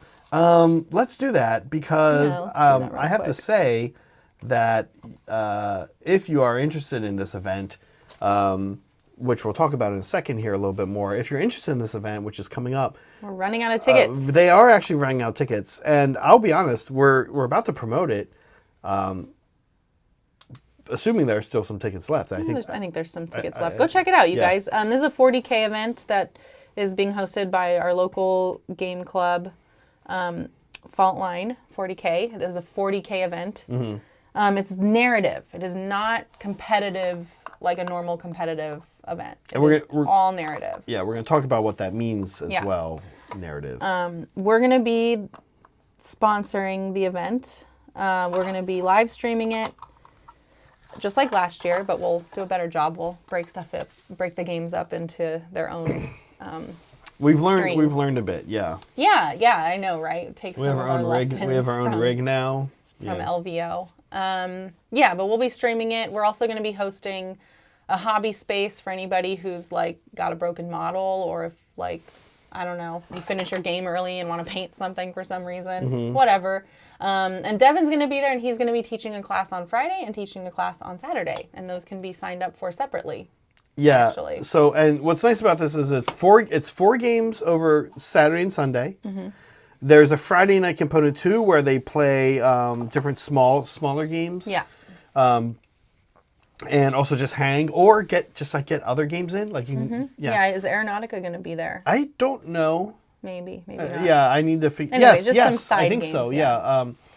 Aeronautica, Kill Team. Yeah. And when you see that they're saying here that this is a narrative event, one thing you really need to understand is that narrative events can be bad. They can be not well thought out. They can have a lot of feels bads. There can be different understandings of what narrative means when people show up at the table, and one or both parties have a bad time. That's not the case here. These guys have really defined what it means, and they have reined it in, and they do so much playtesting, which is kind of wild. The playtesting for this event in May starts in January, almost right in the new year. Graham, who's been on our channel, is a serious playtester of this. We'll have him talk about it next time he's on our show. He's actually going to show pretty soon, I think, actually. Next week, like really soon. Again, so you've heard us talk about this before or not.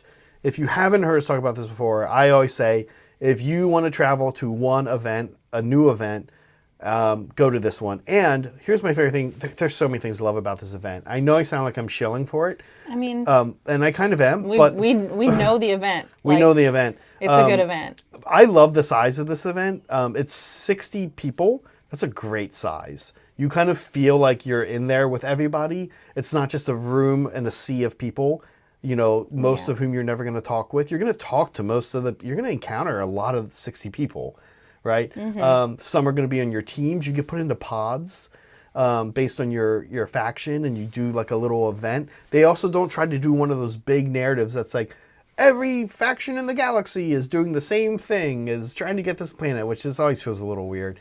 So they make narrative stories, and you get put into a pod, and you kind of play. This sounds at first weird, but you mostly play like around with the same people. So you'll be in like this group of 10, 4 people on your team, 10 people you're playing against, or 5 that you're playing against. And you kind of get to like interact with each other and get to know each other over the course of the weekend. It's a lot of fun. It's also at a bar. Yeah. In downtown San Jose. It's a really cool spot in downtown San Jose. Walking distance to a bunch of cool stuff to check out, other bars, and I think it's worth pointing out that it's also big outdoor. Yeah. What do we call it? Like a market. Mm-hmm.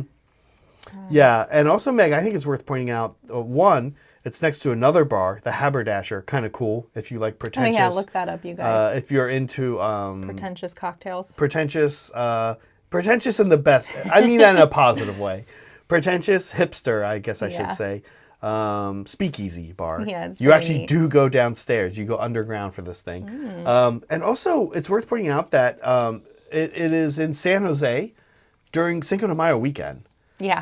And the streets right outside so turn into a big party. So it's a really cool event. And it's May. It's early May, but it's California early May. So if you're coming from the East Coast and you're like, ooh, that could be dicey, it's a really nice time of the year. It's like beautiful weather. Mm-hmm. Definitely worth checking out. Yeah. We did it. We'll talk more about Mixer in the coming weeks. Yeah. But if you are thinking about the event, don't wait. You should do it. Don't wait. And we'll be there. Did we mention that? Oh, yeah. That's kind of cool, I guess. Here's us. Okay. That's us. We'll be there. Should we do shoulder? See how you're doing? Oh, sure.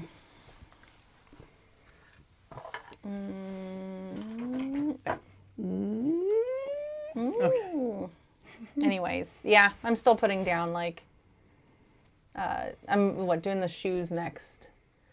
And the hair, I don't think I'm going to finish today. We'll see how far I get. But shoes I'm working on now, and then I will add some stripes to the shirt and see how far I can get with the hair. I'm looking at the skin and I'm I think it looks better in person than on camera. The curse of the camera, showing all my mistakes. I agree, Tactile Sun. It's looking good. She's painting quite fast, too. I'm surprised, if I'm honest. It's some of the fastest Meg painting I've seen. Charles Swaggy. Ooh, I hear Gilliman is going to smooch the Emperor. Yeah, I think... I at this narrative event. I do have to say, it is an interesting... I think the Sigmar lore universe does give more play. I always thought people kind of joked about Gilliman having a Suryani girlfriend, and he didn't really. He just worked with one, and then everyone, of course, has to dial everything up to 11. And in some ways, 40K kind of I like it staying cold and kind of stark. Sigmar is an interesting play space, and sure, like why not have interesting. Maybe I won't use the word romance because I don't want to freak neckbeards out. Although neckbeards almost certainly don't watch our channel, God, they would be hate disappointed. Yeah. But I would say that it has some play space. I think for more interesting relationships between characters and the ideas behind the Grand Alliances I think help a lot with that. Where you have Grand Alliance Order, Grand Alliance Death in particular, I think you have very interesting personalities in those Grand Alliances. Interesting goals, ambitions.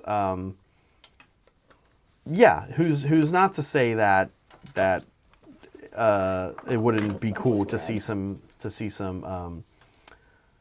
death characters interacting with order, and we saw actually you do get to see that. Yeah. Even in Blacktalon, Hendrik has an interesting relationship with the Soulblight vampire. Oh yeah, they tease some romance there. Yeah, they do. And I was like, tease what the fuck? They don't finish this out. Yeah. It's not romance, and then you get to see it in episode 5 with Sigmar kissing Neve.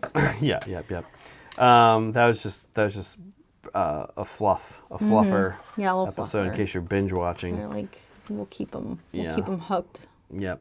Never stop edging. Yeah, never stop edging. I do. It's kind of funny you say I want to see more romance or whatever in these games. I definitely think that there is space for that kind of thing, and done interestingly and done well in Sigmar.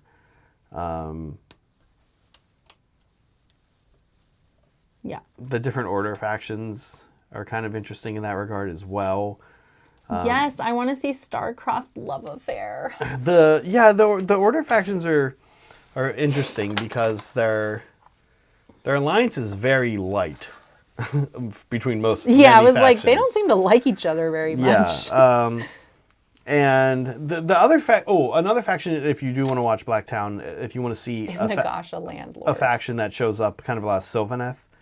I think we sort of mentioned that, but they are depicted in it often, and you do get to see the Sylvaneth. Basically the one big battle scene is Stormcast working with Sylvaneth to fight Nurgle. Yeah. And Meg was like, so many armies of renown. Yeah, they're all teaming up.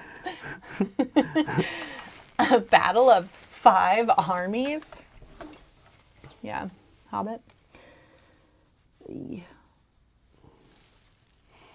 Meg, we have fan stuff. We do. We have fan stuff and we have hobby bingo. Yeah, what to do first? Where we critique your bingo cards. Yes. Your work is always great. The work's fine. But the cards we have some thoughts on. When you submit to hobby bingo, which we'll talk about in a moment here, be aware that you give us permission to judge your bingo card. That's right. Yeah. Okay. Let's look at some fan stuff because we've got some good ones as always. So this fan stuff, no different than the other fan stuff, but also at the same time, wow, what a good fan stuff today. We know this guy. We know this guy. This is Caden, Dan in our Discord server. Yeah, I call him Tall Dan. I know a few different Dans, so it's just helpful for me to call him Tall Dan. Okay. Dan. Both Dans I know are tall. The other Dan we know too. Yeah. Too many Dans. All right. Dans. Well, anyways. Oh, and then there's Dan Bear Calv Dan.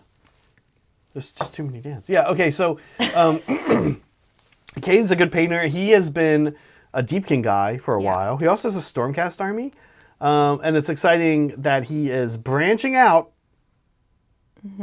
to Iron Jaws. Yeah. People are really loving the Iron Jaws skin tones other than green, and I like it. Right. You can see scratch building here, and he's doing very kind of freaky skin. Well, no, these are the helmets they come with. Correct me if I'm wrong, but I haven't seen people build this with the skull helmets yet. Like I haven't seen these guys either on the table or I'm not sure. Maybe an Iron Jaws player who's worked with this kit can let me know. Are these the original heads? Anyway, super cool. Dan's a great guy. I love visiting him in SoCal. Still haven't gotten a game in with him yet. It's just never happened in the pairings. Hopefully that changes one time soon. Yeah, I also like the distressing happening on the blades. It's really cool. I actually also like the bases. He put these in hobby finished, which they're not. He has to paint he has to clean up the rims of his bases. But other than that, I do like the bases a lot. He's done a nice job of making drab bases feel not too give color, give environment. Yeah. Yeah. Very nice. Thanks, Very Dan. nice. Very nice, Dan. Yeah. This is Broken Chef. Broken Chef does this blue Nurgle thing that I'm just like still so into. This is kind of his signature Nurgle look, and he's been doing this for a while, and it just looks great. It does, yeah. I love that pop of color amongst all this gross stuff happening. It's a really nice look that he's perfected, we'll say. Yeah. He's got a little verdigris going on here. That's nice. Nice work, Broken Chef, as always.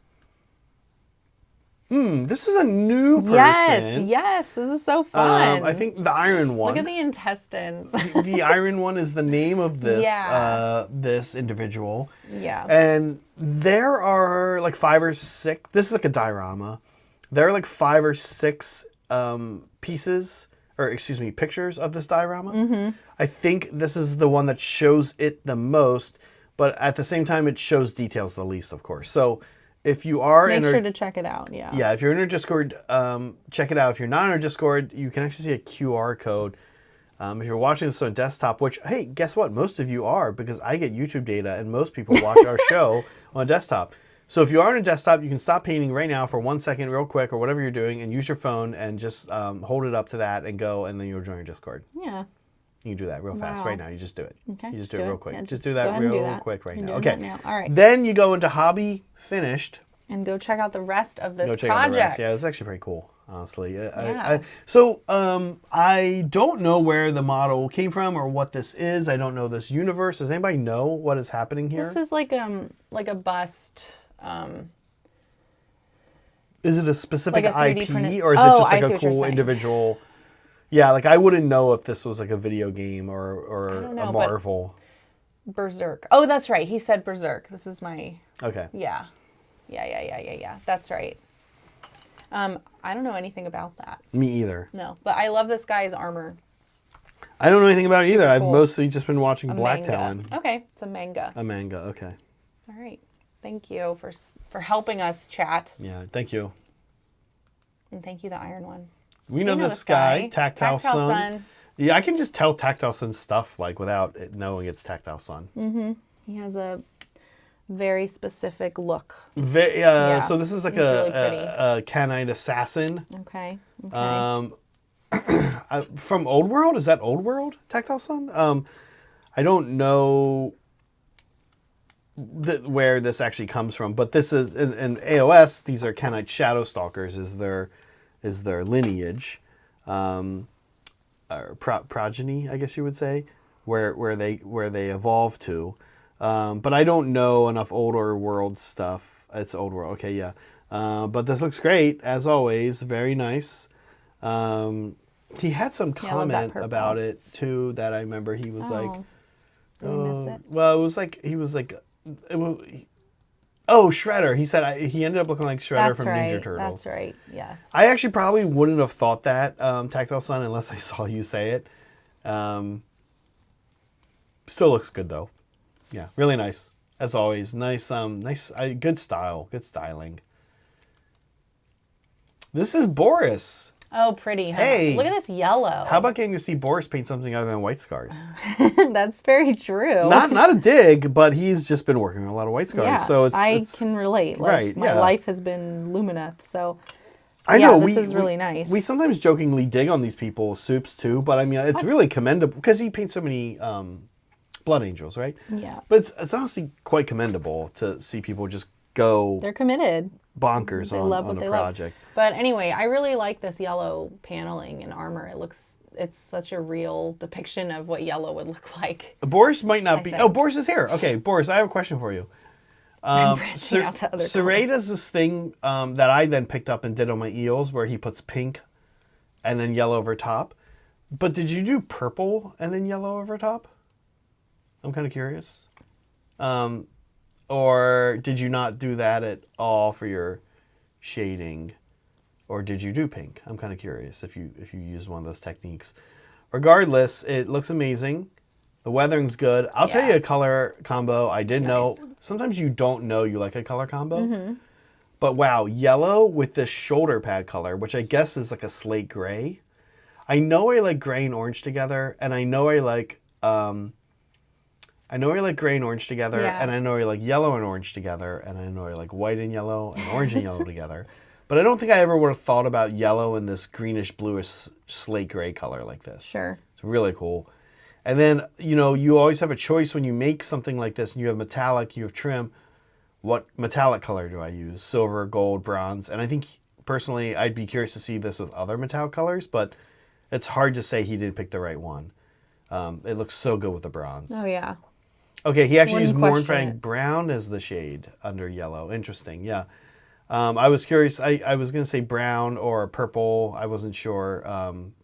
So that's cool. Yeah, it's really nice. Really nice. This is Siege Roots. Yeah. Doing Ultramarine. Doing an ultramarine. Yeah. Nice work. Decals. Good decals. Yeah, it's nice and clean. It looks good. I have yet to play with decals. They're not as prevalent in Sigmar. Yeah. Don't need them. Yeah, only really cities have them. Okay. Actually, now that I think about it, I think literally only cities have them. Yeah. Daughters of Cain have them too. Yeah. But this is great. Nice and clean. Nice and clean. Yeah. Good work. Very Look nice. at the base. The base is interesting. Swirly. Very swirly. Very yeah. swirly. Yeah. Yeah. Yeah, I like it. Siege Roots, nice work. Oh, there's another one in the background too.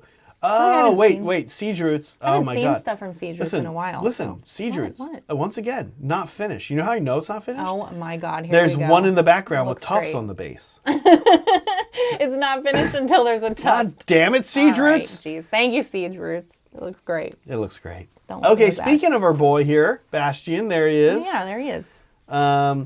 I gotta say, I don't love the depiction. He's a little goofy with his helmet on. It looks a little cartoony in the show.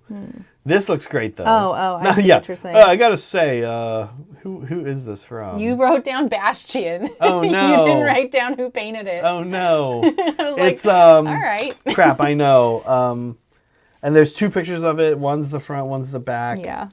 Crap. That's all right. It's somebody we know and love. They'll forgive us. Oh my god. If they know and love us, they'll forgive us. I'm gonna pull it up real quick. Honestly, I can't. Yeah. I can't. He won't be able to sleep at night. I'd feel bad if I didn't. Yeah, that's true. But it was funny because I saw this and I was like, I don't think the person who painted this is named Bastion in our channel. But I was like, hey, I know this guy. I saw him in the cartoon. Soy Sumer. It's Soy. Soy Sumer. Soy Sumer. Yeah. Thank you. Yeah. There we go. Yeah, I've been enjoying watching Soy Sumer work on his Sigmar or his Stormcast collection. Yeah. Yeah. Me too. And like I said, there's smooch him. There's two pictures of this. The other one is like of the cape. And it was very good cape work, but I picked this one. Mm-hmm. Yeah. Nice work. Very cool. Very Thanks, cool. Soy. Thanks, Soy. Thanks for putting up with us. Moving on, Timbit is working on these little Necron pieces. Yes, you took a picture of the back. You included the back, yeah. Yeah, again. Very cool. Oh, man. That's beautiful. Nice glowing. I mean, I don't know where to start. Like, the whole thing is really gorgeous. And he got some really nice feedback from Devin. We do have our Hobby Critiques channel where you can go and get critiques from each other. If you need some honest feedback, some constructive criticism, that's where you go do it. But really gorgeous. Yeah. And it's been fun watching this come together. Timbit's won some awards, and we all know he's an amazing painter. The nice thing about Timbit and his work and what he does, there's a lot of painters like this. Cody is like this as well, where you can just tell that these people are getting better, and then you can kind of think and look at what they do and say, you know what, these are mere mortal men. And you could do this, right? Like this is, you learn a lot just by looking at what they're doing. And then they're friendly and they talk about it too. Mm-hmm. And like, so it's kind of nice, even outside of the mandrill classes, right? Mm-hmm. You can learn a lot by looking and asking a question or two. And I like that. Yeah. Yeah. Nice people in our server. Oh man, I love these. Oh yeah, these this are is so gorgeous. These are so right. It is so easy to not do this right. The gray, the like gray this, skin, yeah. just like this color palette would be so easy cool. to make boring. You could mess, and I don't even know how you make it not boring, right? Like, how did they? Sorry, by the way, this is Seppi. They did, yeah. This is Seppi did. So it's not boring, right? Like amazing. how is this not boring? Right. Now, one is his paint job, so I do want to emphasize that. I also want to emphasize, and we said this before. I've said this before. We do this and we talk about how awesome the painting is, blah blah blah, in this world.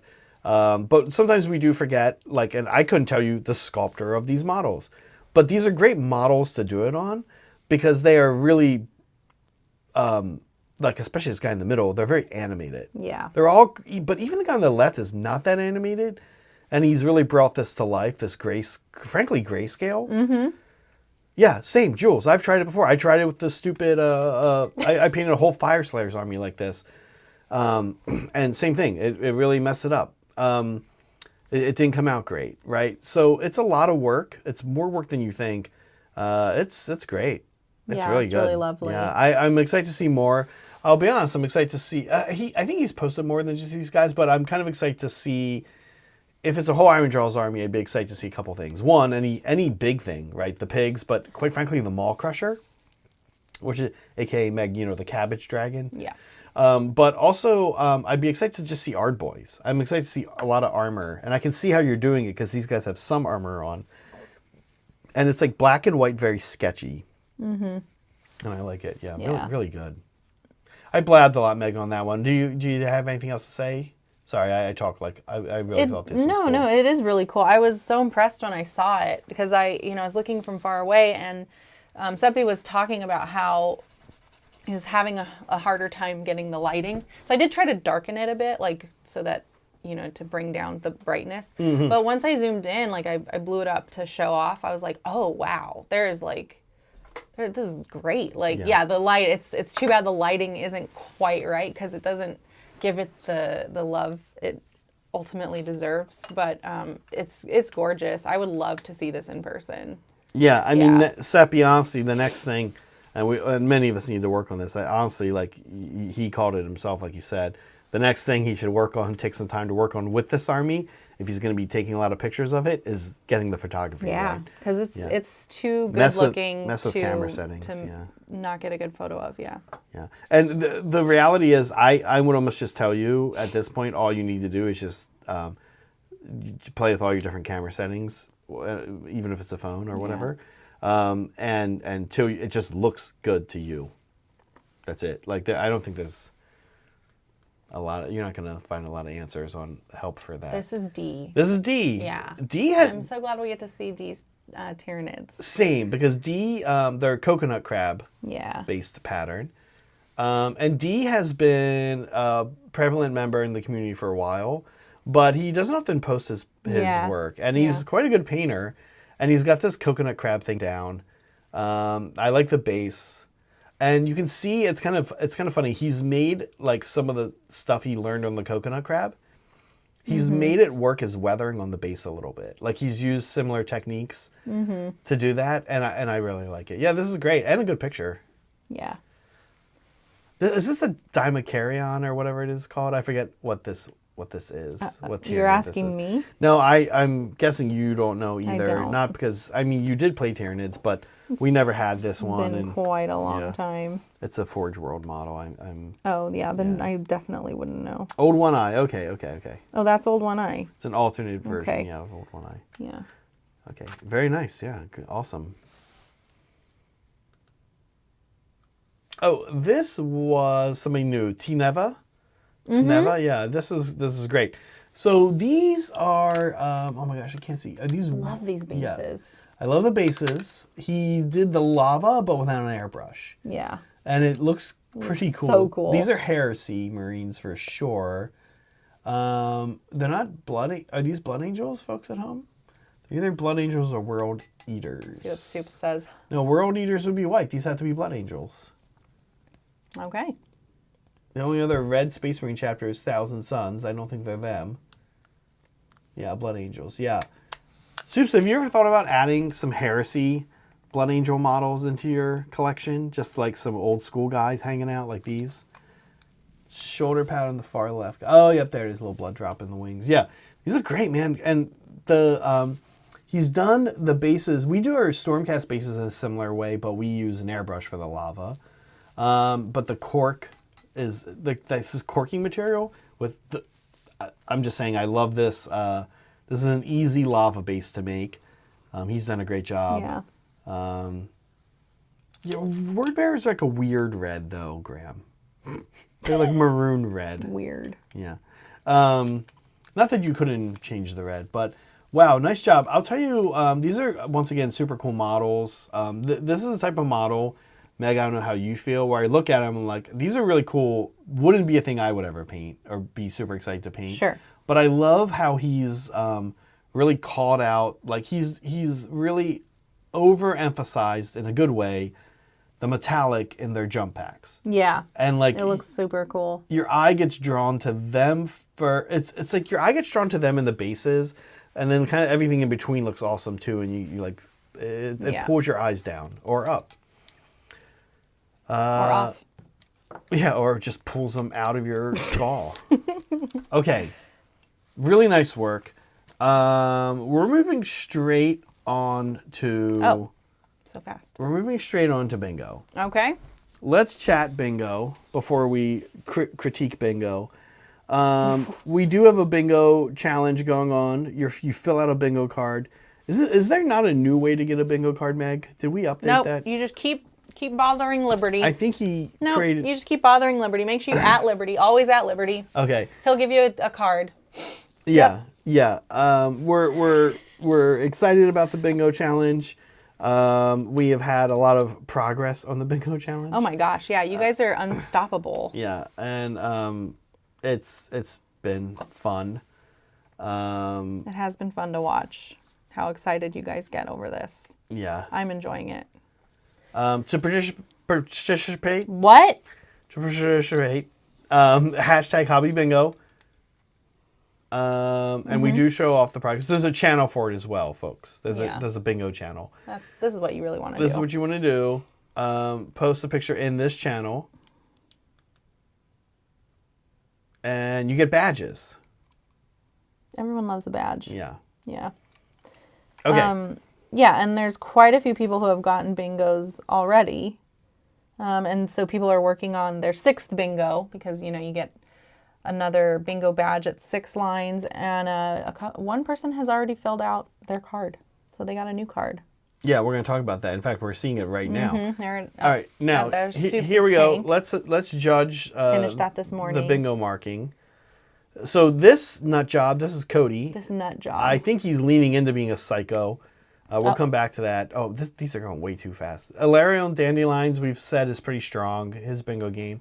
This is Timbit. We kind of mock Timbit for actually printing it out. He printed it. Look how cute that is. Yeah. Yeah. Oh, by the way, we get real. We like to have a nice, positive community here, and we can have takes on things, and we have criticisms of things, but never our fans and them as people. We love you guys. However, that all changes when we evaluate your bingo cards. We are pretty cool with ridiculing you to your very core as a person. Like, what does it mean? Over your bingo card. Like, what does it mean? Like, how do we feel about Timbit Timbit that he printed it out, and he's not the only one. This next one is printed out too. This was this is somebody new. Who is this that printed this? Somebody new, and we're gonna mock them. Bingo. Let me go to it. It's Is it Hati? It is. It's Hattie printed out his bingo card Yeah. too. Yeah. Yeah, totally. We're going to get to this one here in a second. But in the meantime, as they scroll by, totally insane that you would print the bingo card out. I can't even believe these people have printers, honestly.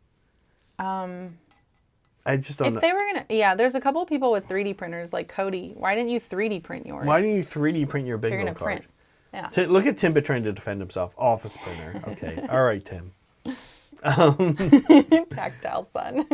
The only reason to go to work is to use the printer. I agree. Okay. He's I've brought also it back made that around. call, He's brought it back around. I like it now. Who? I like Timbit. He said the only reason. He's brought an understanding. Soups, yours and Dandelions are looking pretty good. Oh yeah. Soups is it tells you a lot about a person, I think. And Soups is he used red. I think that's his take. Now, Chef's is upside down here, and just hang in there. If you're doing bingo, that's a glimpse of what's to come for you. Yeah. We were talking about Cody's. He's got X. It's like tic-tac-toe, but also with lines. Tic-tac-toe /. It's just unbelievable what some people think they can get away with around here. Anyway, that's it. We did it. We did do it. We did do it. I think we're missing one thing I really want to talk about, but I can't. Oh, the poll. Before we leave, let's chat about the poll for a second. Yeah, for sure. And we'll shoulder here, Megan, see what you're doing. Okay. It's more interesting. Okay, I'm gonna close the poll here. I had asked this question on the poll today. When it comes to wargaming, I heart most assembly building, painting, playing, or just sort of like, all of it, which is the winner. That's good. It was the winner by a plurality, 39%. That's great. Which shows that we have a diverse crowd here as far as what people are actually doing. Well, it's nice that people like all elements of the hobby in general. Like, I mean, it's a poll, right? But in general, it seems like people are enjoying different aspects of the hobby. Yes. Across the board, which is, I think, good because, I don't know, there's a lot more depth to it that way. It's fun to talk about stuff, too. Yeah, I think... You guys are interested in...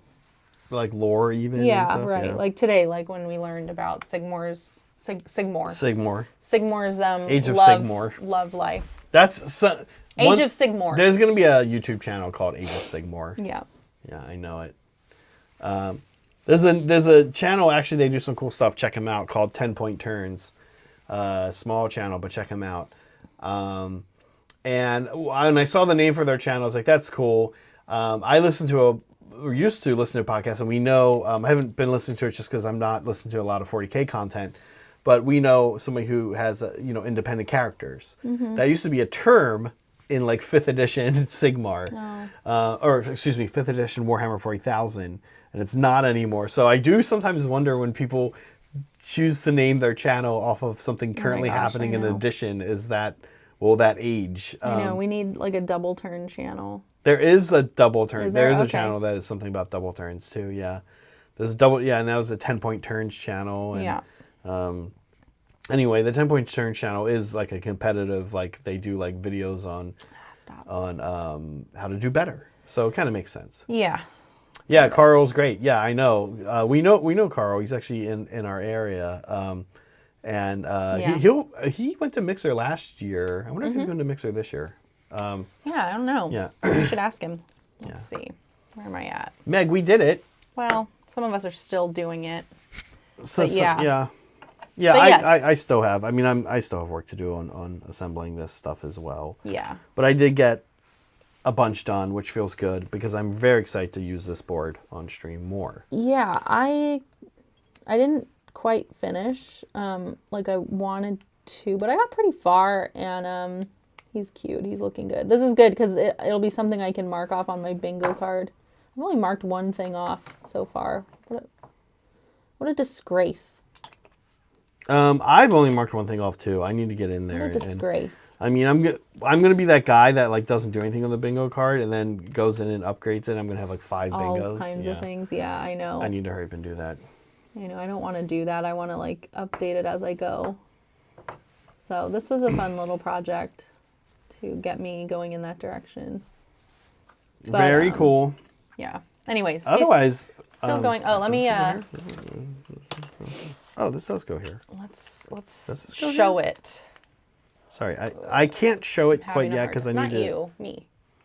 Yeah, there's where I'm at here. with him. Let's see. I need to add. He's missing his eyebrows. There's some little like tiny eyebrow hairs above his eyes, and then yeah, I need to do his hair. It's just like kind of shittily painted orange right now. Well, you don't like that? No, not really. It's kind of like a few base coats just flat. It's interesting. Kind of spotty. You do so much when you do these small chibis. You do a lot of work and put a lot of time and effort. Cute. And what I was gonna say about this guy though, it's interesting to see your process of what the hair looks like, kind of like as a more or less as a base coat. Yeah. You kind of have like color blocking, and it's kind of interesting to see friends. somebody's process who's good at that. I love them together. Sorry. Do you think, what if they make a Megan chibi? Will you get it? Of course. Not you, but I know what you mean. movie. The robot, yeah. The robot. Yeah. Of which the second one's coming out. Oh, okay, yeah. Feel free to pick my brain, whatever that means in this context. I mean, you want to know how to paint chibi? I think it's a fair question because they're nice. Like, look, there's not a lot of detail, right? There's some detail there, but like, I tried to go about it the Cody method, where he paints, he has like his dark base coat, right? And then it sinks into all the recesses, right? Like it's black. He starts from black or whatever.